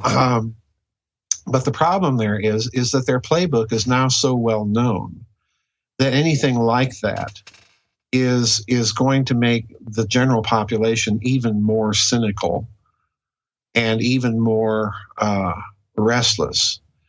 So the last thing you need is to weaken your institutions at a moment when there is such global upheaval. You can't afford to do something like that. So I think if anything, what they're going to try and do is manipulate whoever gets in there. And this is the problem they have with Sanders and Trump, particularly the latter case, because Trump very obviously has his own connections. He has his own network. And they're obviously supplying him with information that and giving him advice on when to drop it out there. You know, I'm extremely suspicious of the swiftness by which Senator Cruz shut down his campaign after Trump made those comments about his father being tied with Lee Harvey Oswald. Now, you know, I don't know if that's true or not, but he drops these comments out there, and then the next thing we know, Senator Cruz is shutting down his campaign. And after Bush shut down his $1 billion campaign. Right. Yeah. All of these things are happening. So in other words, messages are being sent and clearly understood. And this is what has everybody apoplectic. And you know, Trump is playing this game very well. He's sending his messages. The messages are being received, and, you know, out his competition goes. So I'm extremely suspicious about Senator Cruz in the light of what happened to Jeb Bush. You know, again, I'm not saying that there's anything to that story. I simply don't know. But it does strike me as very suspicious that he drops out so quickly after that episode. And the excuse is being given that his funding dried up. And now the same people that were funding him are now trying to fund Hillary Clinton. Oh, so, see? You know, they're as far as I'm concerned, again, they're betting on a losing horse here, because Hillary, you know, there's ongoing FBI investigations, which she as president could shut down. But rest assured, those investigations have already turned up something, and there's going to be a group of people using them to manipulate her. You know, and conceivably, you know, let's be blunt. She could pick a running mate that they would rather have in office, and they could use all of that information to impeach her. Out she goes, and in comes someone who essentially hasn't even run for the office of president, and they, whoever that might be, ends up in the Oval Office. So this could play out in any number of ways. Geez, we should put a bet on that one, Darren. We should put some bets out there. We just chatted with a guy who's in the UK, and he's like online. They bet on all the US politics in the UK. It's just quite funny. I know. Oh, it's hilarious. So I want to ask you then about the trillion that Darren mentioned that Rumsfeld talked about before 9/11, because I've never really reconciled in my head why he mentioned it, and then why 9/11 happened. Not that 9/11 happened because of that, but why was the timing so weird with that? Was that a message from It was. I think it was a legitimate thing that Rumsfeld had uncovered, and Rumsfeld was given the task of going in and overhauling the Pentagon and the accounting systems and so on and so forth. And there's actually a YouTube video of him in a congressional hearing after 9/11, where Congresswoman Cynthia McKinney, I don't know if you remember her, but she was trying to get to the bottom of all this missing money. Trillions of, the $2.3 trillion story he came out with a day before 9/11. And then, of course, because of 9/11, it drops right off the radar screen. But after 9/11, there were other stories about even more missing trillions from the Pentagon. All right. So Congresswoman McKinney is grilling Rumsfeld one day about, well, you were supposed to send me these figures. Do you have them with you now? No, I don't. So he turns to his aide and says, well, do you have this? And she fumbles around for a while. And then Congressman McKinney asks her if she can tell her who has the contracts for the database management of the Pentagon. And again, this woman is fumbling around. Well, I don't have that, and so on and so forth. So in other words, clearly there's some big financial skullduggery going on at the Pentagon. And it could be that this money is simply being siphoned away by that third group, literally stolen. If you have access to code names, then you have access to pretty much any database system management software in the system, and you can literally steal money. Through unacknowledged special assets. Yeah, you could do it any number of ways. Literally money's being stolen. And I think that may be the big secret, part of the big secret they're trying to cover up. But, Rumsfeld, I do think that his comment was genuine. I think that he was a coincidence that it was the day before? Well, let me tell you, 9/11 has the clear signals of a financial crime. And here's why. The Office of Naval Investigations was investigating high financial crimes that were committed during the era of the collapse of the Soviet Union to the tune of missing hundreds of billions of dollars. And it was conducting this investigation along with a couple of brokerage firms that were incidentally located in the Twin Towers. Wasn't one of them using some sort of, they were the only company in the world using some sort of new transactional software as well? You were going to get to that. And it's very interesting that Flight 77 or whatever crashes into the Pentagon, crashes into the Office of Naval Investigations, and where the planes strike the Twin Towers was precisely where some of these brokerage houses that were cooperating in that investigation were located. And then on the day of 9/11, the other important thing that people miss, a researcher by the name of E.P. Heidner came up with this. On the day of 9/11, the Securities and Exchange Commission suspended its normal rules for securities clearing. Under normal rules, securities cannot be substituted for other securities that are about to clear. But when the rules are suspended, you can do that substitution. And this is what happened. So in other words, there were hundreds of billions of dollars worth of securities that were set to clear that probably couldn't have cleared. So they shut down the normal regulations. Other securities were substituted and so on and so forth. Now, you mentioned software.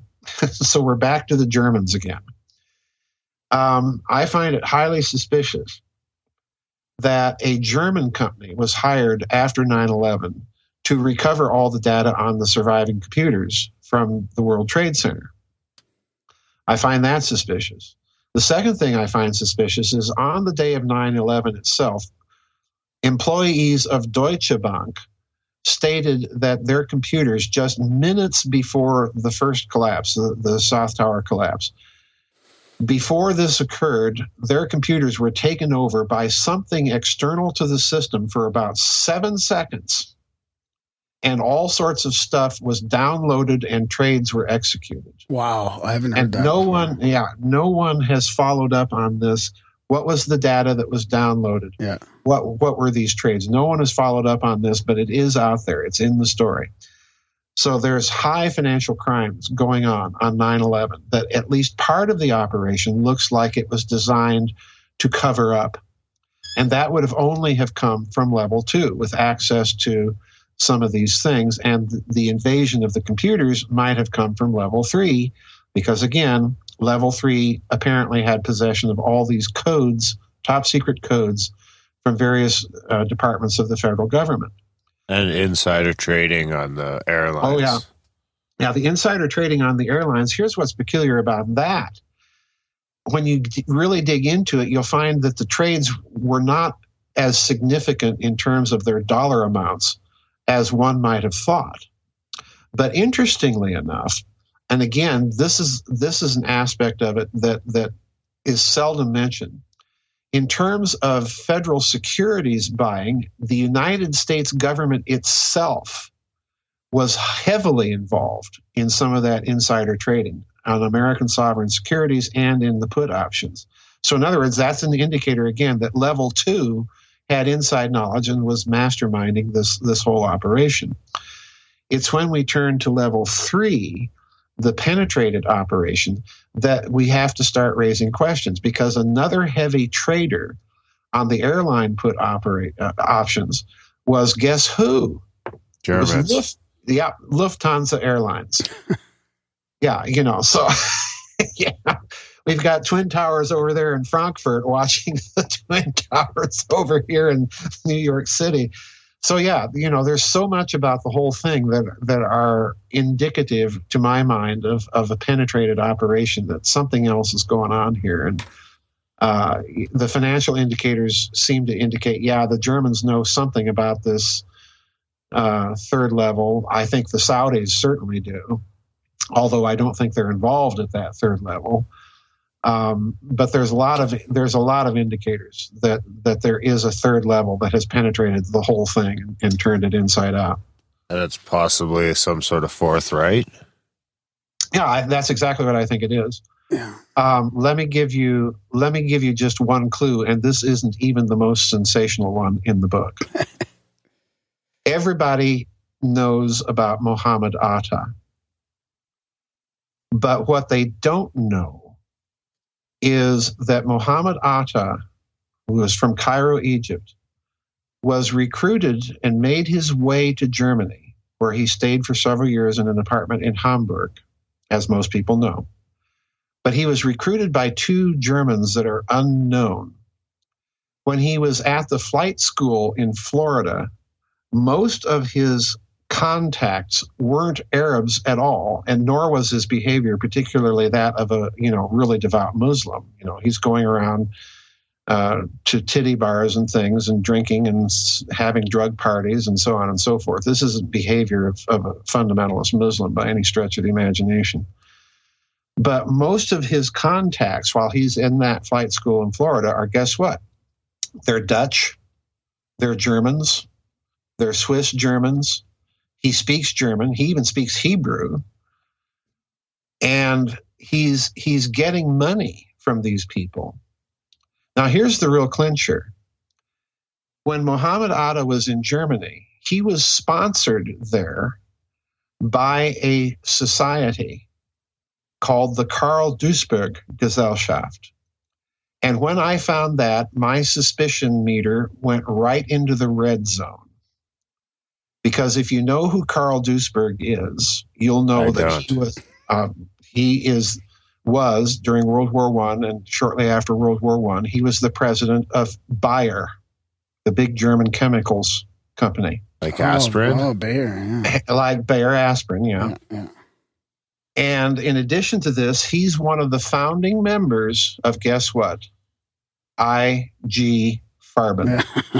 Fuck. Yeah, that's when I read it. That was pretty much my reaction too. And in addition to this, the Karl Duisberg Society, that's what the German name is, Karl Duisberg Gesellschaft, is heavily sponsored by people like James Baker, David Rockefeller, Henry Kissinger. So in other words, this isn't an innocent connection here, folks. This is a society named after one of the founders of IG Farben. IG Farben, you might as well say Nazi military industrial complex, because that's what and big pharma too. And big pharma, on top of that. So, they're building tanks and explosives and drugs, the whole 9 yards. So yeah, you've got this Mohammed Atta connection to IG Farben, and I'm telling you, folks, that's merely a coincidental thing. In and of itself, that doesn't point to my Nazi International. But I can guarantee you there's another whopper doozy in the book that almost all but cinches the case, that you're looking at a very, very deep operation and a very deep global network, just like Blair and Coriogenes said, with assets in the trillions of dollars, and that is capable of pulling off a stunt like that, is capable of penetrating level 2, because at some point historically they're connected with it, and that has access to some very sophisticated technology because they've been researching it. Yeah. So, that's my argument. That's a good one. I like it. It puts it into perspective for me. So with your work and a lot of the other people that are doing work like yours, very good work. I mentioned, the Corbett report earlier, like not even getting into extreme conspiracies, but staying with the type of stuff we're talking about. Do you think there's, or there is an awakening going on? I mean, more people, it's just like you talked about, Trump mentioned, 9/11 rhetoric, and just this year, if somebody would have said that 10 years ago, there's no way. Yeah. So you've probably seen this sort of increased awareness happening. What's your thought about it? Is it going to come to a tipping point, or are they going to shut us down before that, as far as like being able to share all this stuff on the internet? Well, let's assume they do try and shut down the internet. The only thing that's going to do is it's going to drive people back to other methods of disseminating information, just like it did in the old Soviet Union. You had people in the Soviet Union circulating manuscripts, typewritten manuscripts, were called samizdat, underground all the time. Mm. So, they're not going to be able to shut it down. The only thing they're going to be able to do is slow it down. And I don't think that will happen, because the other thing, like it or not, the other thing that Trump did when he basically landed on Jeb Bush like a ton of bricks with his 9/11 comments, what he did is he put that back into the mainstream, and it cannot be ignored now. They will try and dance around it. They will try and ignore it. They will try and paint him as some sort of kook. But the real thing that this indicates, as far as Trump's campaign goes, is that somebody in that campaign, and I have my suspicions as to who it is maybe making some sort of survey of all of the conspiracy theories out there and passing it along to him. Oh, yeah. And he's dropping these things into the middle of these political debates and drawing people's attention to them. And that's the last thing you want. They can't shut this guy down. I mean, if they take him out now, assassinate him, that's only going to raise people's suspicions, and you can't do that. So in other words, he's playing this very, very well. He's playing it, he's playing a game of chess, and the other guys are playing checkers. And, there's a great deal of sophistication behind the timing of his remarks, and you see what happens as a result of his remarks. So someone is behind him, giving him intelligence, and he's going out there and sending the messages to the power elite that, enough is enough. So who knows what's going to happen? I don't think in the long term that any of this is going to go away. The only tactic that I can see is open now is the tactic of distraction. Create a huge enough distraction that the issue falls off the table. And even then, I think there's enough of us out there now that, it's like the JFK assassination. We've reached the tipping point with respect to the post 9/11 world, just like we did with the Warren Commission in this country right around the time that Ronald Reagan was elected president. That was the tipping point in JFK assassination research, because after that point, most Americans realized that, the Warren Commission report was just a plain fantasy. And I think we're fast approaching that stage with 9/11. But nothing ever happened with JFK. So does that mean nothing will ever happen with 9/11?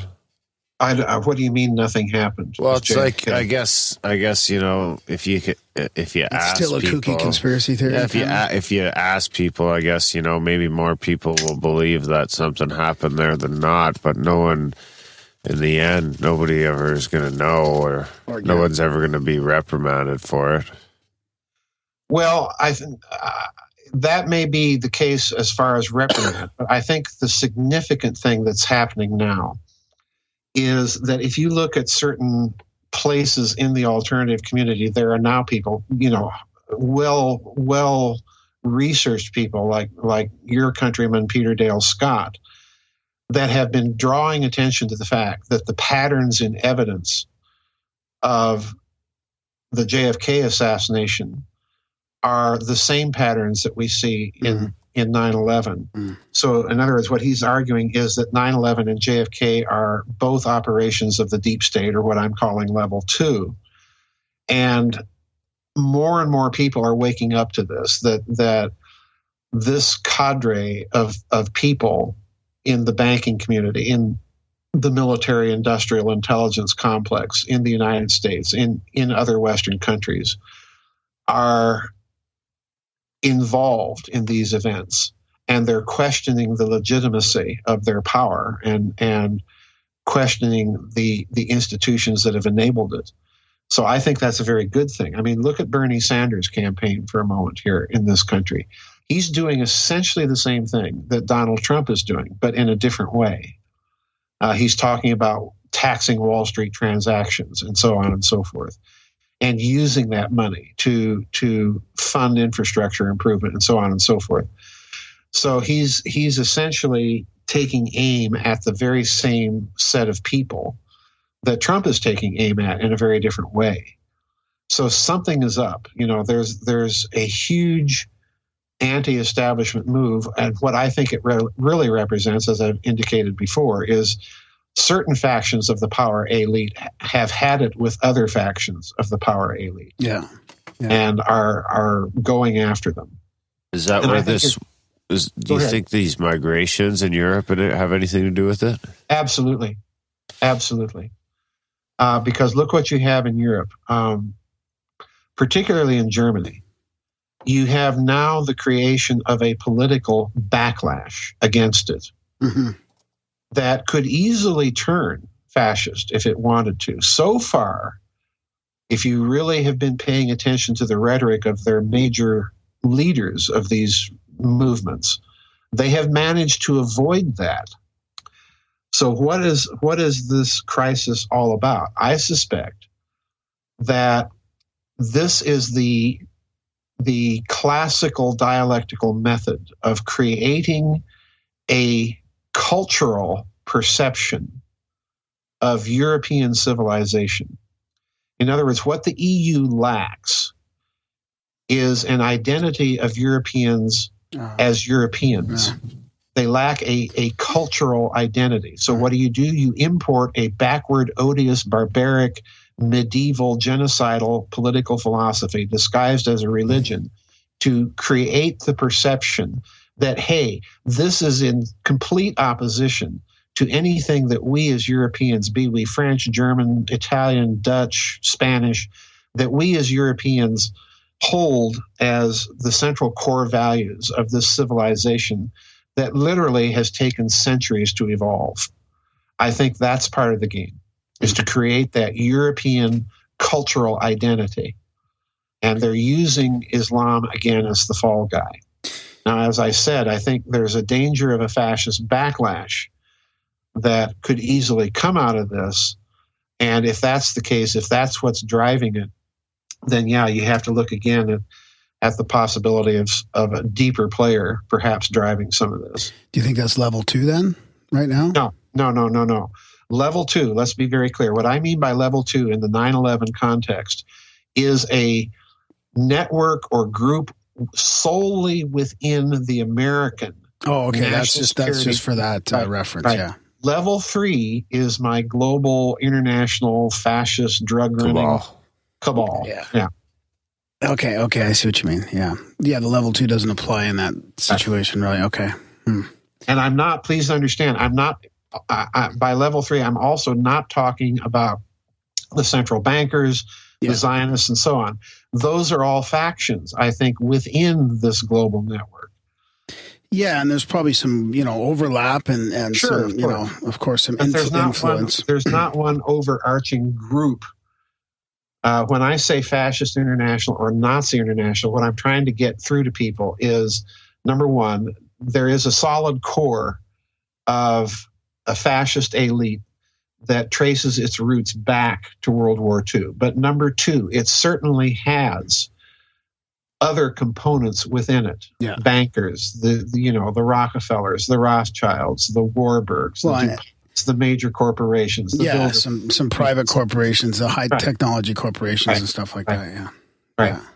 So I don't know if we can switch gears here, but Darren's got 2 young kids, and he's been talking about Common Core a little bit, and I know that all your topics like do overlap and they tie together. But if we could switch gears to your book that just came out about the Rotten to the Common Core, and we could touch on that a little bit, maybe just for Darren specifically and his kids, and it'll still sort of tie into some of the stuff we're talking about. Mm-hmm. Do you have any questions, Darren, about that? Like, I don't know. You were almost buying into the math part, weren't you? Or sometimes I can almost get on board with the math. I looked at the math of some of the math things of Common Core, and I thought, well, okay, they're giving the basic groundwork for linear algebra and things later on. But I looked at some of this and I thought, my word, are they really going this route to have kids diagram and all of this stuff and lay out their matrices and so on and so forth? How are you going to lay out a matrix of 241,189 times 5,450? It's solving a math problem by laying out matrices. And I'm talking just about one little thing I saw that way. To me, seems to be hopelessly impractical unless they're teaching other basics along with it. But to me, the problem with Common Core is not the curriculum part of it. It's the standardized test part of it. Because what Common Core really is it's a set of computer adaptive, individualized, standardized tests that they want to put into place from elementary school all the way up through high school, and presumably, I would imagine, eventually on into college. So in other words, what it really is it's a system that's being designed, once again, to put the blame on the teachers and to reduce teachers to the status of test proctors when the actual instruction is being done by computers, computer software, computerized tests, and so on.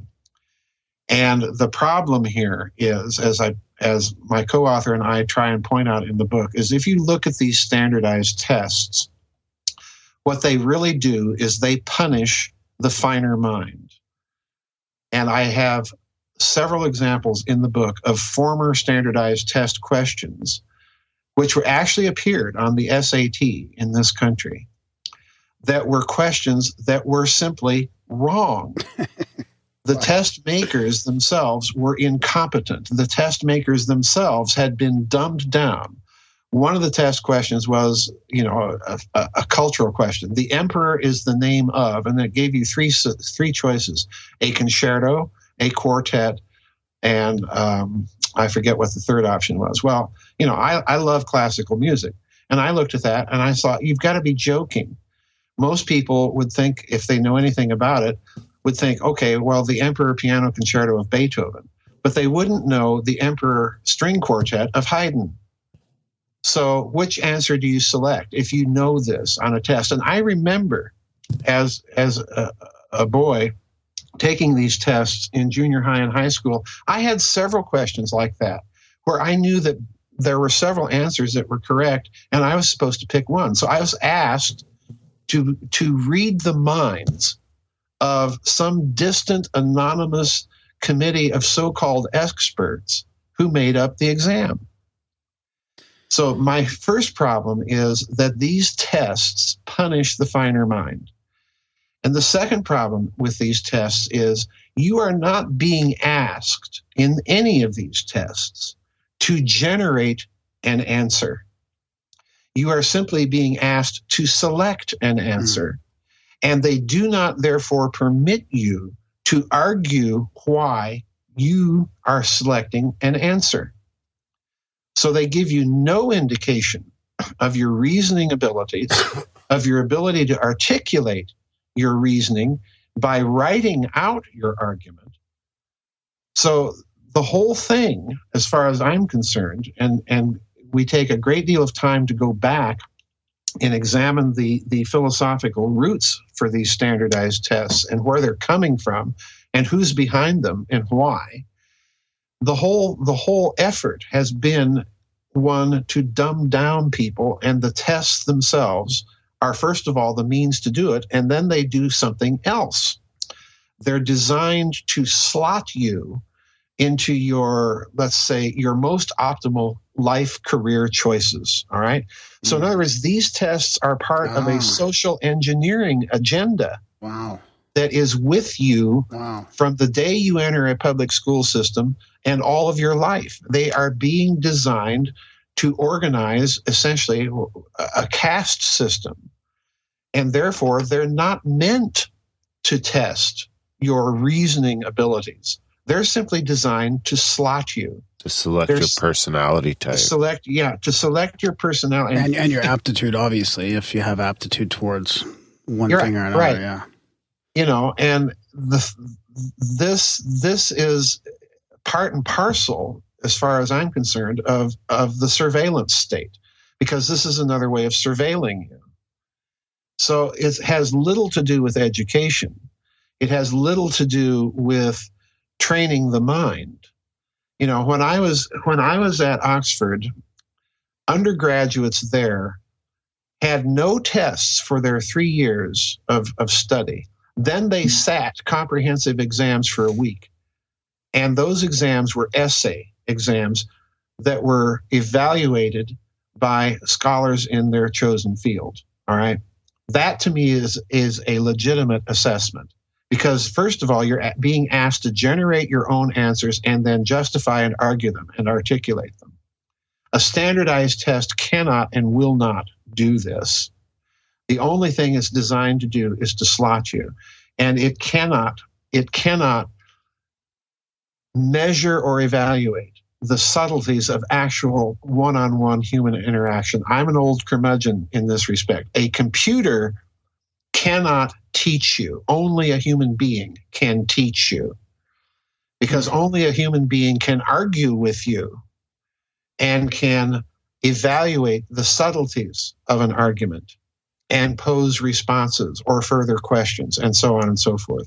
To turn this over to an anonymous committee of so-called experts who've demonstrably demonstrated their incompetence in the previous decades where these tests have taken hold, and then ask someone to read the minds of that anonymous committee and guess what answer they want when the test questions themselves are ambiguous. This is an affront. This isn't education at all. Do you think it's intentional that it's dumbing people down? Like, is this it is part of the bigger agenda? Yes, absolutely. Absolutely. Wasn't there Bill Gates? I think it's the Stop and think. Mel and Belinda. We want a guy who can barely design a decent operating system on a computer, managing education, and a guy, furthermore, who made his sellout to the NSA. We want this in education? No. I propose that if they want to have everybody on these tests, that these so-called experts and the people driving these tests take the tests themselves and publish the results in the papers. Is there Can these people pass their own tests? Is there propaganda questions in there as well? I thought that there was some like corporate type and sort of propaganda type questions in there. Absolutely. I mean, you dig into this. I recall blogging about, it's been a few weeks ago, blogging about one of these questions about President Kennedy, of all people, and his trade policy. And the answers that you were allowed to select from clearly had a political agenda. Clearly. So, no way am I going to turn this whole selection over to corporations that have made an obvious botch. I mean, we've had standardized tests in this country, at least, since the end of World War II. Have we improved? Has the American population grown more courteous, more intellectual, more capable of critical thought? Well, look at America today, and you have your answer. And the answer is no. Now, here's the final thing that people need to be aware of. At an early point, at an early juncture in all of the development of this standardized testing mania, the Educational Testing Service in Princeton, New Jersey, which runs the American SAT tests, all right, was contacted by guess who? The CIA. What were they contacted in conjunction with? MK Ultra. What were they contacted to do? Well, use the tests to see if they could be adapted for mind influence, social engineering purposes. Bingo. There you have it. So when was that? That was in the 50s. I think circa 1955, 56. I didn't know about that piece of it. Yeah, we put that in the book, just, after everything else, just to make people really stop and sit up and take notice of what all of this is about. So, Darren, how is this is this in Canada now then for your kids? Like, are your kids having to take some of this? Or is it our own version of it? Or my kids are too young yet. Because, I mean, I just seen it in, they were like trying to sell books. They're trying to sell you the books that'll like prepare you for your kids. And it went right up to high school. Isn't that convenient? Let's look at the fact that some of these companies are not only selling their tests, but selling the textbook. All right. Now, I'm an old curmudgeon. To me, a textbook is a book of texts. In other words, it's a book of primary source readings.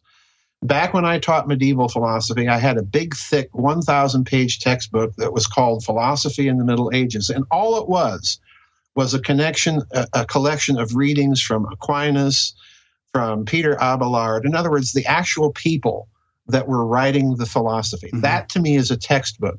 A textbook is not a secondary scholar telling you what Aquinas or Plato or Aristotle or Einstein or Darwin said. Right. A textbook is a book of texts. Okay? When you put yourself at the mercy of these corporations peddling their textbooks, what are you putting yourself at the mercy of? You're putting yourself to find answers, right? Yeah, you're putting people at the mercy of pre-digested, regurgitated answers with a certain slant on what they want you to think about all of this. You're not dealing with the primary sources. And these textbooks, in turn, are designed to prepare you for what? Taking their tests. So, no, this is not education. This is a cartel. It's a monopoly. It's an attempt to control knowledge. And let's go further. What they are now moving to is the idea of doing all of this off of ebooks. Well, folks, if you want the Soviet encyclopedia on steroids, if you want your pictures of Joseph Stalin standing next to Yezhov and Yagoda in 1 year, and then the next year that picture has been purged of those two gentlemen because they in turn have been purged, this is what the ebook will allow them to do. They will be able to change information, make people say what they have not said, delete the inconvenient fact, make up stuff and put it in there that have not been said. I tell every reader of my books, even though my books are on Kindle and other ebook applications, the only canonical text of my works is the printed, actual, physical, hard copy.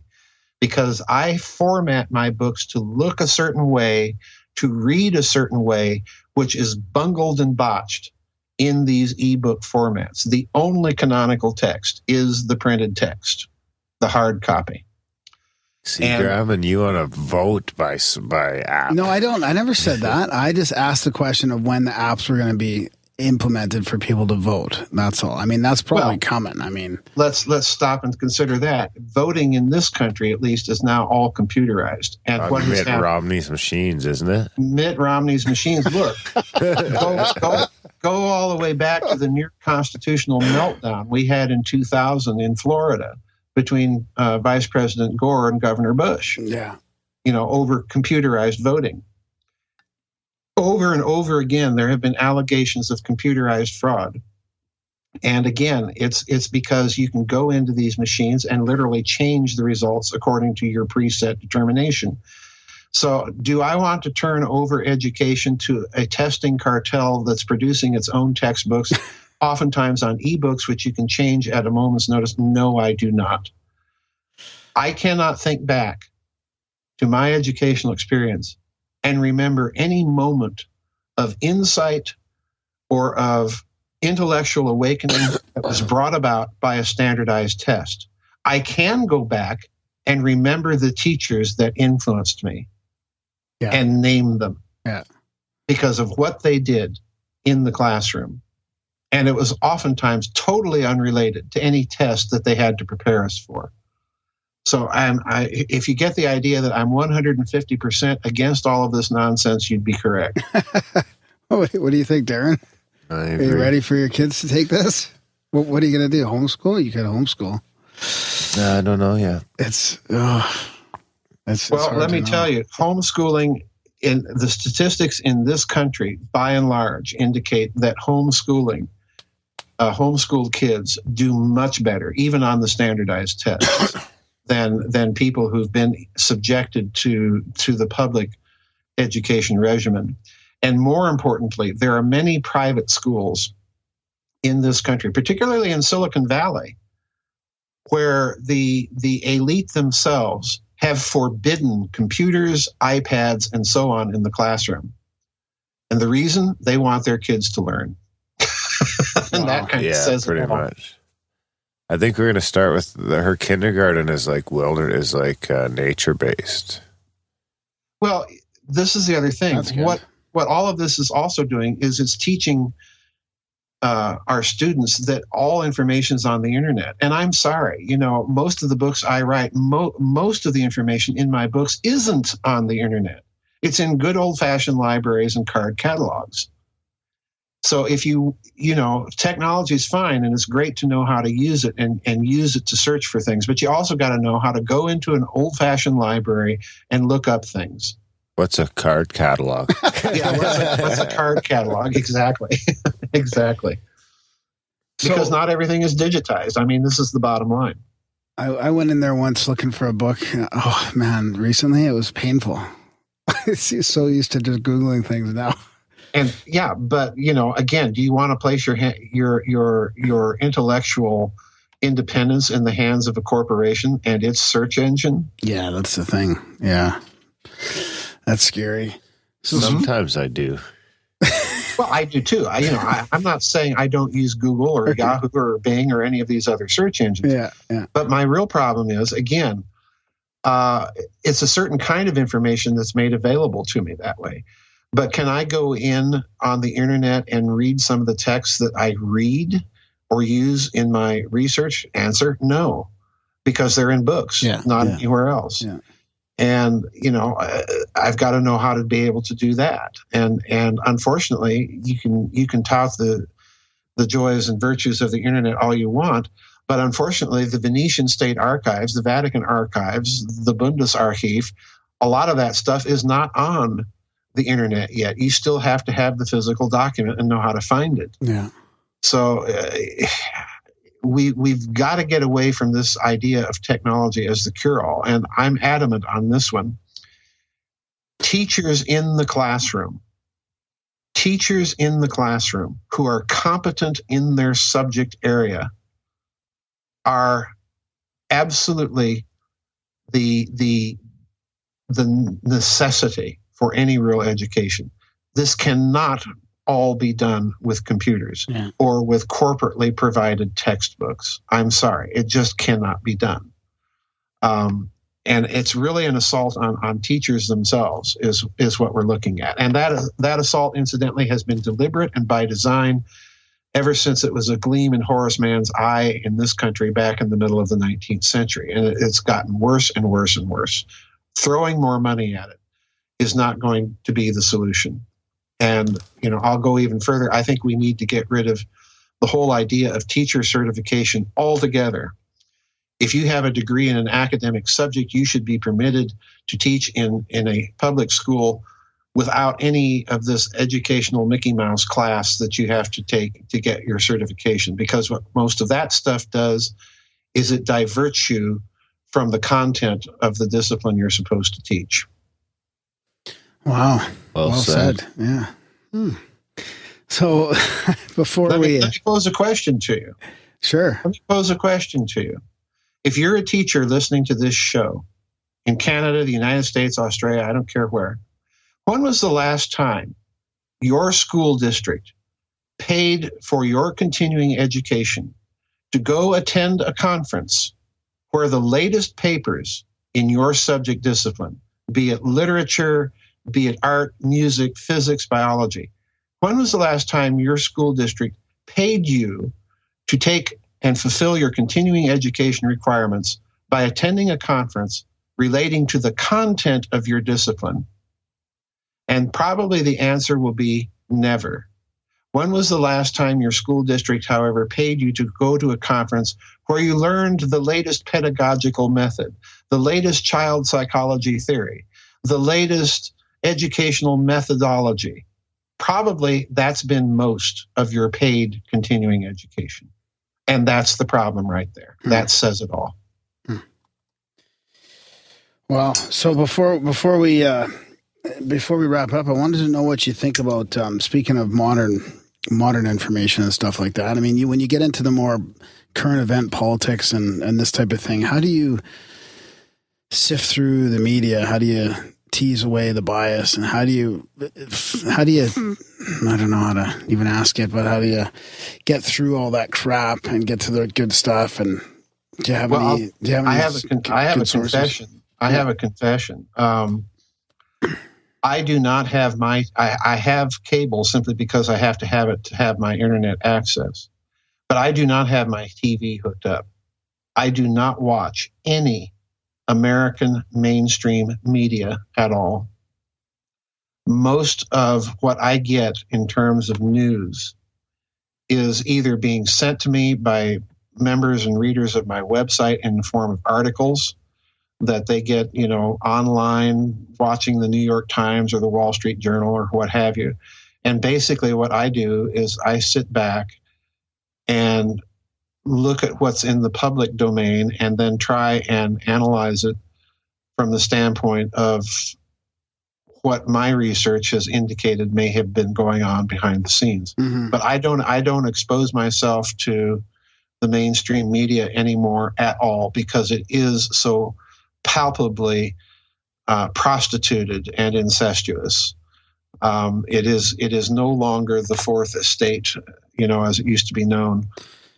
We have no tradition anymore within the mainstream media of real investigative reporting, at least in this country. I can't speak to Canada, but in this country, it's just a farce. So I don't pay any attention to it. Nice. And you don't get to see those ads either that sell you drugs for your constipation due to too much opioid use. But, yeah, this is the other thing. Every drug commercial on has all of these caveats and codicils. You may die of a stroke or a heart attack or terminal flatulence, who knows what.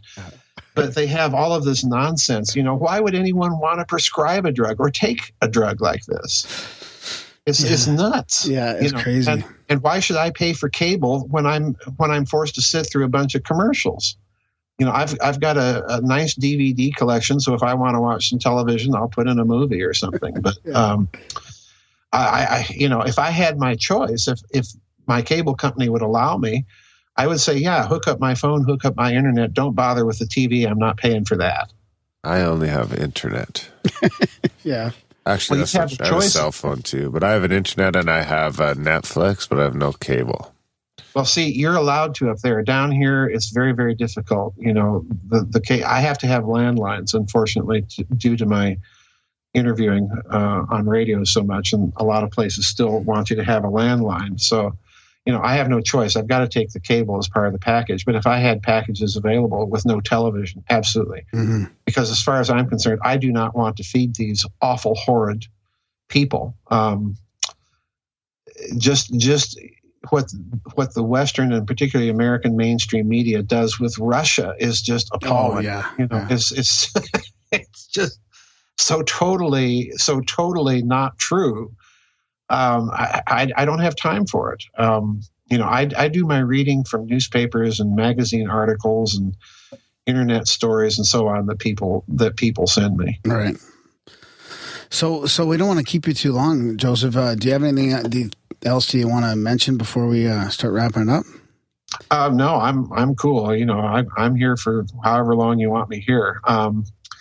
You know, we're in one of those transitional phases of history that happens about once every 500 years. But I think this one qualitatively is unlike anything in previous human experience or history. And that's partly, I think, why people are so on edge and anxious, because they haven't perceived the real nature of what we're doing and what we're going through. I think we're transitioning to something very different. And our power elites are just determined as all get out to hang on to an old paradigm that ultimately is just, you know, it's going to be as obsolete as the dodo bird and them with it. How long is that going to take, do you think? Like, is this something we're going to see in our lifetime, or is this something? No. I think it's going to take at least 100 years. I think we're looking at another era like the 30 Years' War. Because I think we're looking also at the breakdown of the Westphalian system of international order. I think we're looking at prolonged period of clash of civilizations. We've got a whole segment of the world that is beholden to just a hideous, backward, odious, pseudo-religious regime. You know what I'm talking about? Yeah. That is I think probably quite literally going to have to be drugged into the 21st century, kicking and screaming all the way.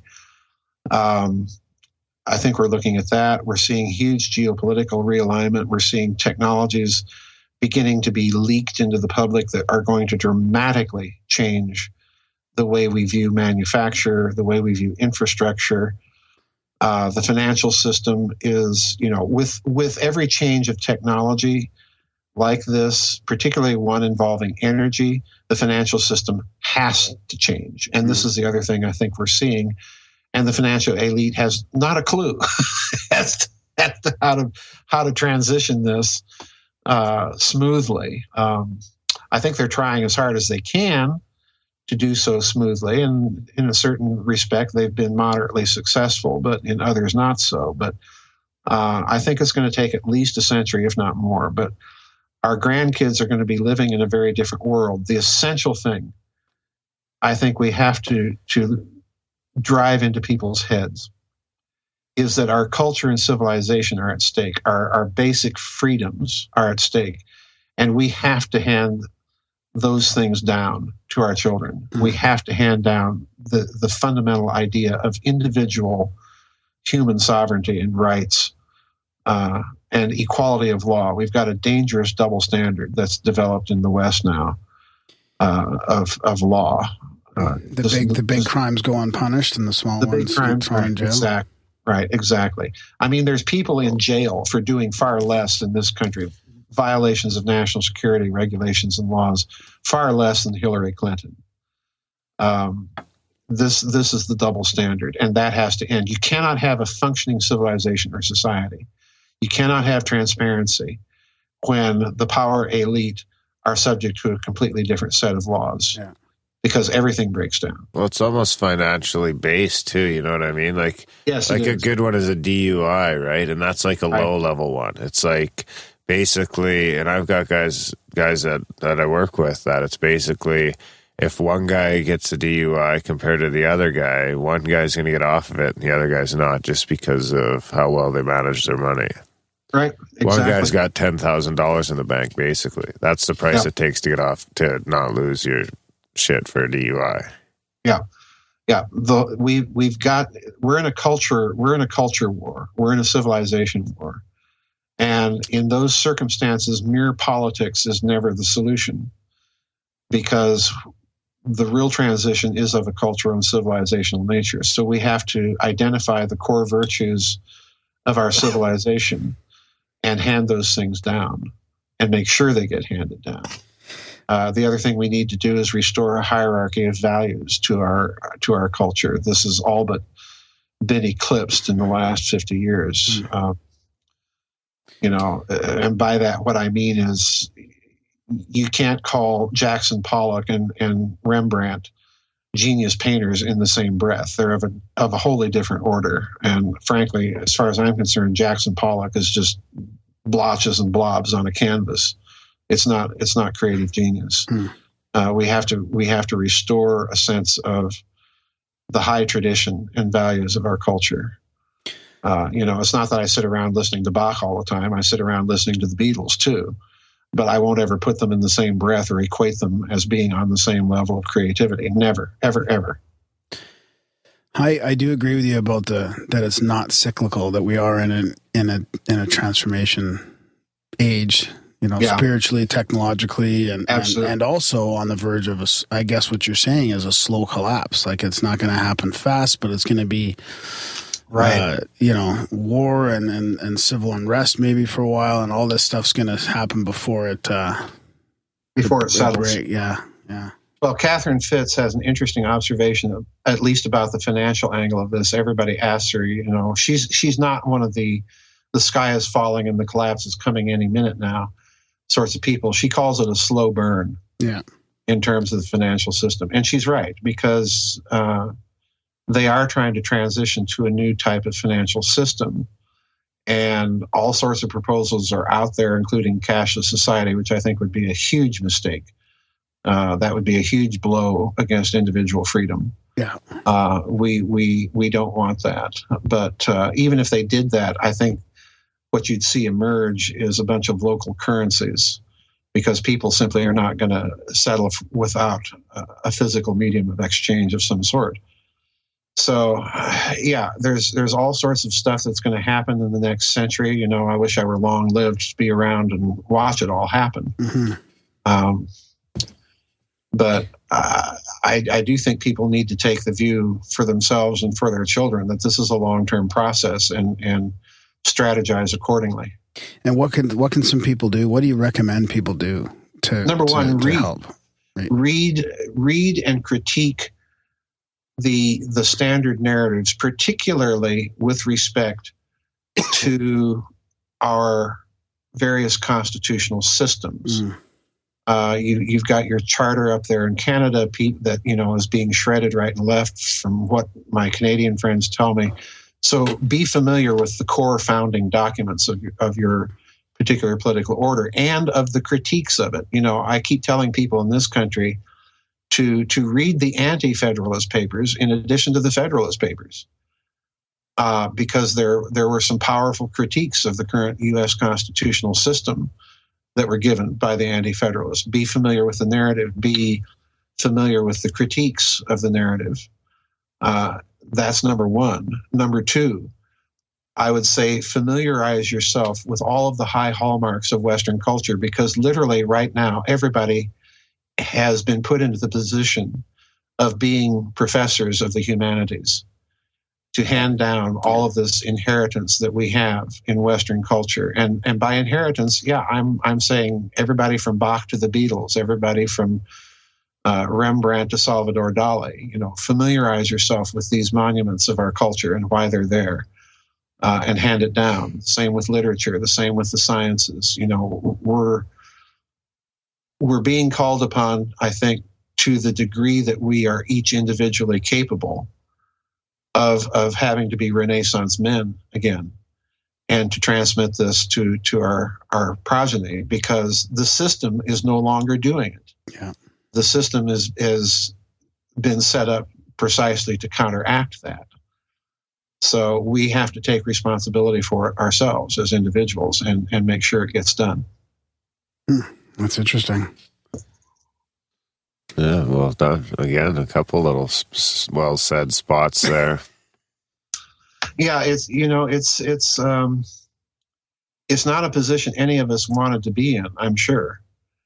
But like it or not, it's the position we've been put into. And if we don't wake up and realize that this is now our current responsibility, then we're in danger of losing this civilization. And, what is there to replace it? There isn't any other good thing out there to replace it. It has huge problems and faults that the elites themselves have created. So the goal here ultimately is to create a new pool out of which a new class of leaders can emerge. Because the current class, look at them. Look at them. Cameron, Hollande, Merkel, Obama, Bush. Look at these people. They're idiots. They are not culturally grounded in anything even remotely resembling the roots of this civilization. When I run into people in this country that are more in favor of Vladimir Putin than they are of any Western leaders, that should tell you something. Yeah, it's hard to talk to people about this stuff, though, right? You try and and I try to talk to people, and there's some that are interested, but they kind of agree with you, but they don't really care as much, or they just don't even get it. They're so brainwashed by the mainstream media. And I'm not trying to be critical or judgmental, but it's just it's like something's got to click with people. But cultural revolutions are never made by the 90%. They're made by the 10%. They're made by the Charles Darwins and Albert Einsteins and Rembrandts and Velázquez's and Percy Shelley's and J.S. Bach's. They're made by individuals that are deeply grounded in the culture and in the civilization and have their own creative genius. So that's what we've got to cultivate in ourselves and in others. And with the full knowledge that 90% of the people we come into contact with aren't going to be interested. They're simply, Yeah, it's just our culture is just blending, though, with the internet and with technology. It's just all blending into one thing. We're all so connected now. That's not a bad thing. No, I think it's a good thing. That's just hard to. That's going to be the new, part of our new culture, right? If we don't lose it. Yeah, we can't lose. If we're to have a future, we can't lose our past. So we've got to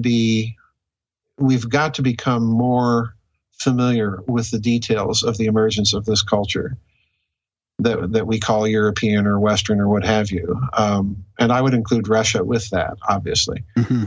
But we've simply got to do it to the degree that we're each able and capable of doing so. If I had children, I'd be homeschooling them and they'd be getting a very healthy dose of the high marks in our culture, because you can't understand how we got here without understanding the past. And we're not going to have a future unless we have a vision of something that we want to hold on to. Yeah. Huh. Well, that's been great, Joesph. I listened to you 8 or 10 years ago on a podcast, and it's one of those rare moments where I remember where I was at the time. Actually, I was waiting for somebody at the Vancouver airport, and you blew my mind. And it was one of those podcasts on like Nazi technology, and you kind of want to. It was probably like about the bell and all that kind of stuff. But you've always been in the back of my mind, and since we started up this Grimerica show, we've wanted to talk to you, and I can't believe we waited 3 years to get you on here, but it's just been great chatting with you.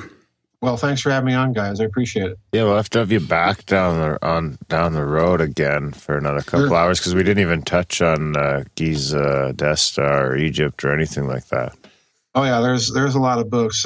My last count, I think I'm at an even 24 books right now. So yeah. Well, we'll touch base with you next year, and when you've come out with a few more. You don't have to wait for a whole year.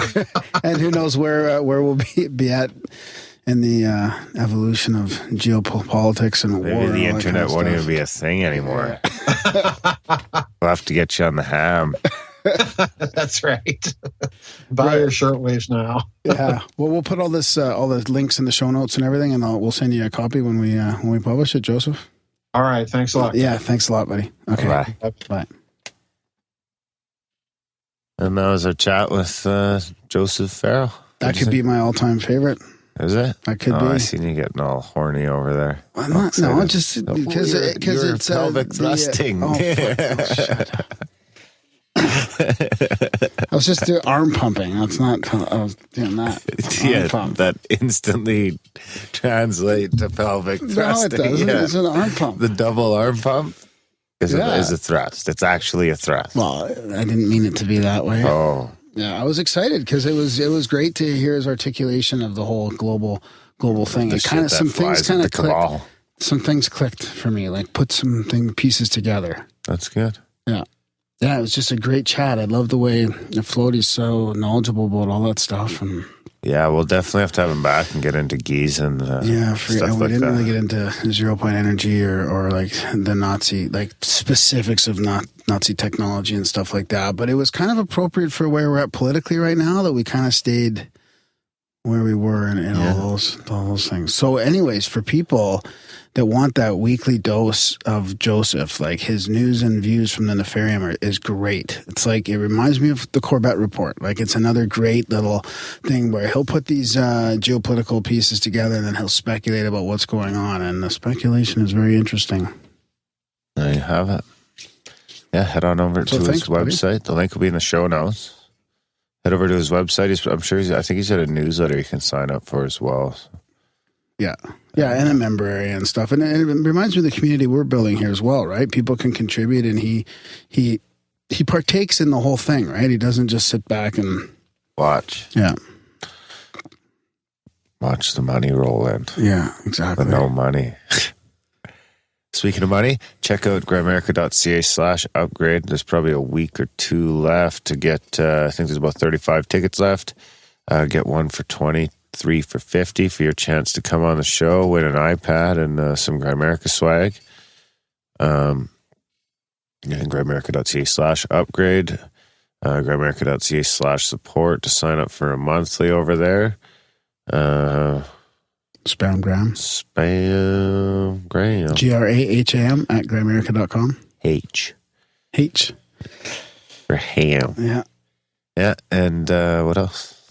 Send in your stuff. Yeah, there's a P.O. box there if you want to mail in something. Oh, what is the other thing I wanted to mention as well that we don't really mention a lot? That a fist pump. Voicemail. There's voicemail on the page now, yeah. Yeah, is there? Yeah. Yeah, there's a button. The blogs. I can't remember. There was something else that was unique that I wanted to mention. But anyways, whatever. Tell your friends about this show. Thanks for listening, guys, and we will see you next week.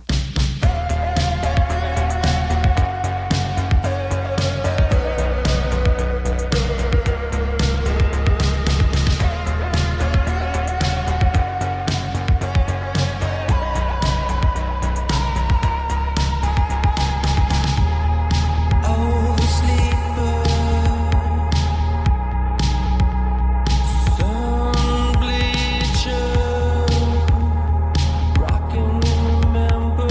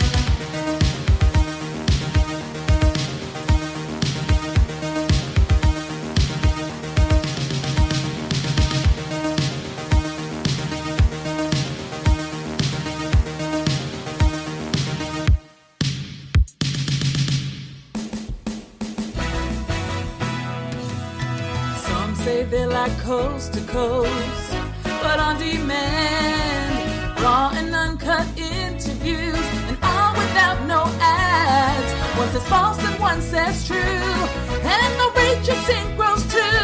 Grimerica is here for you.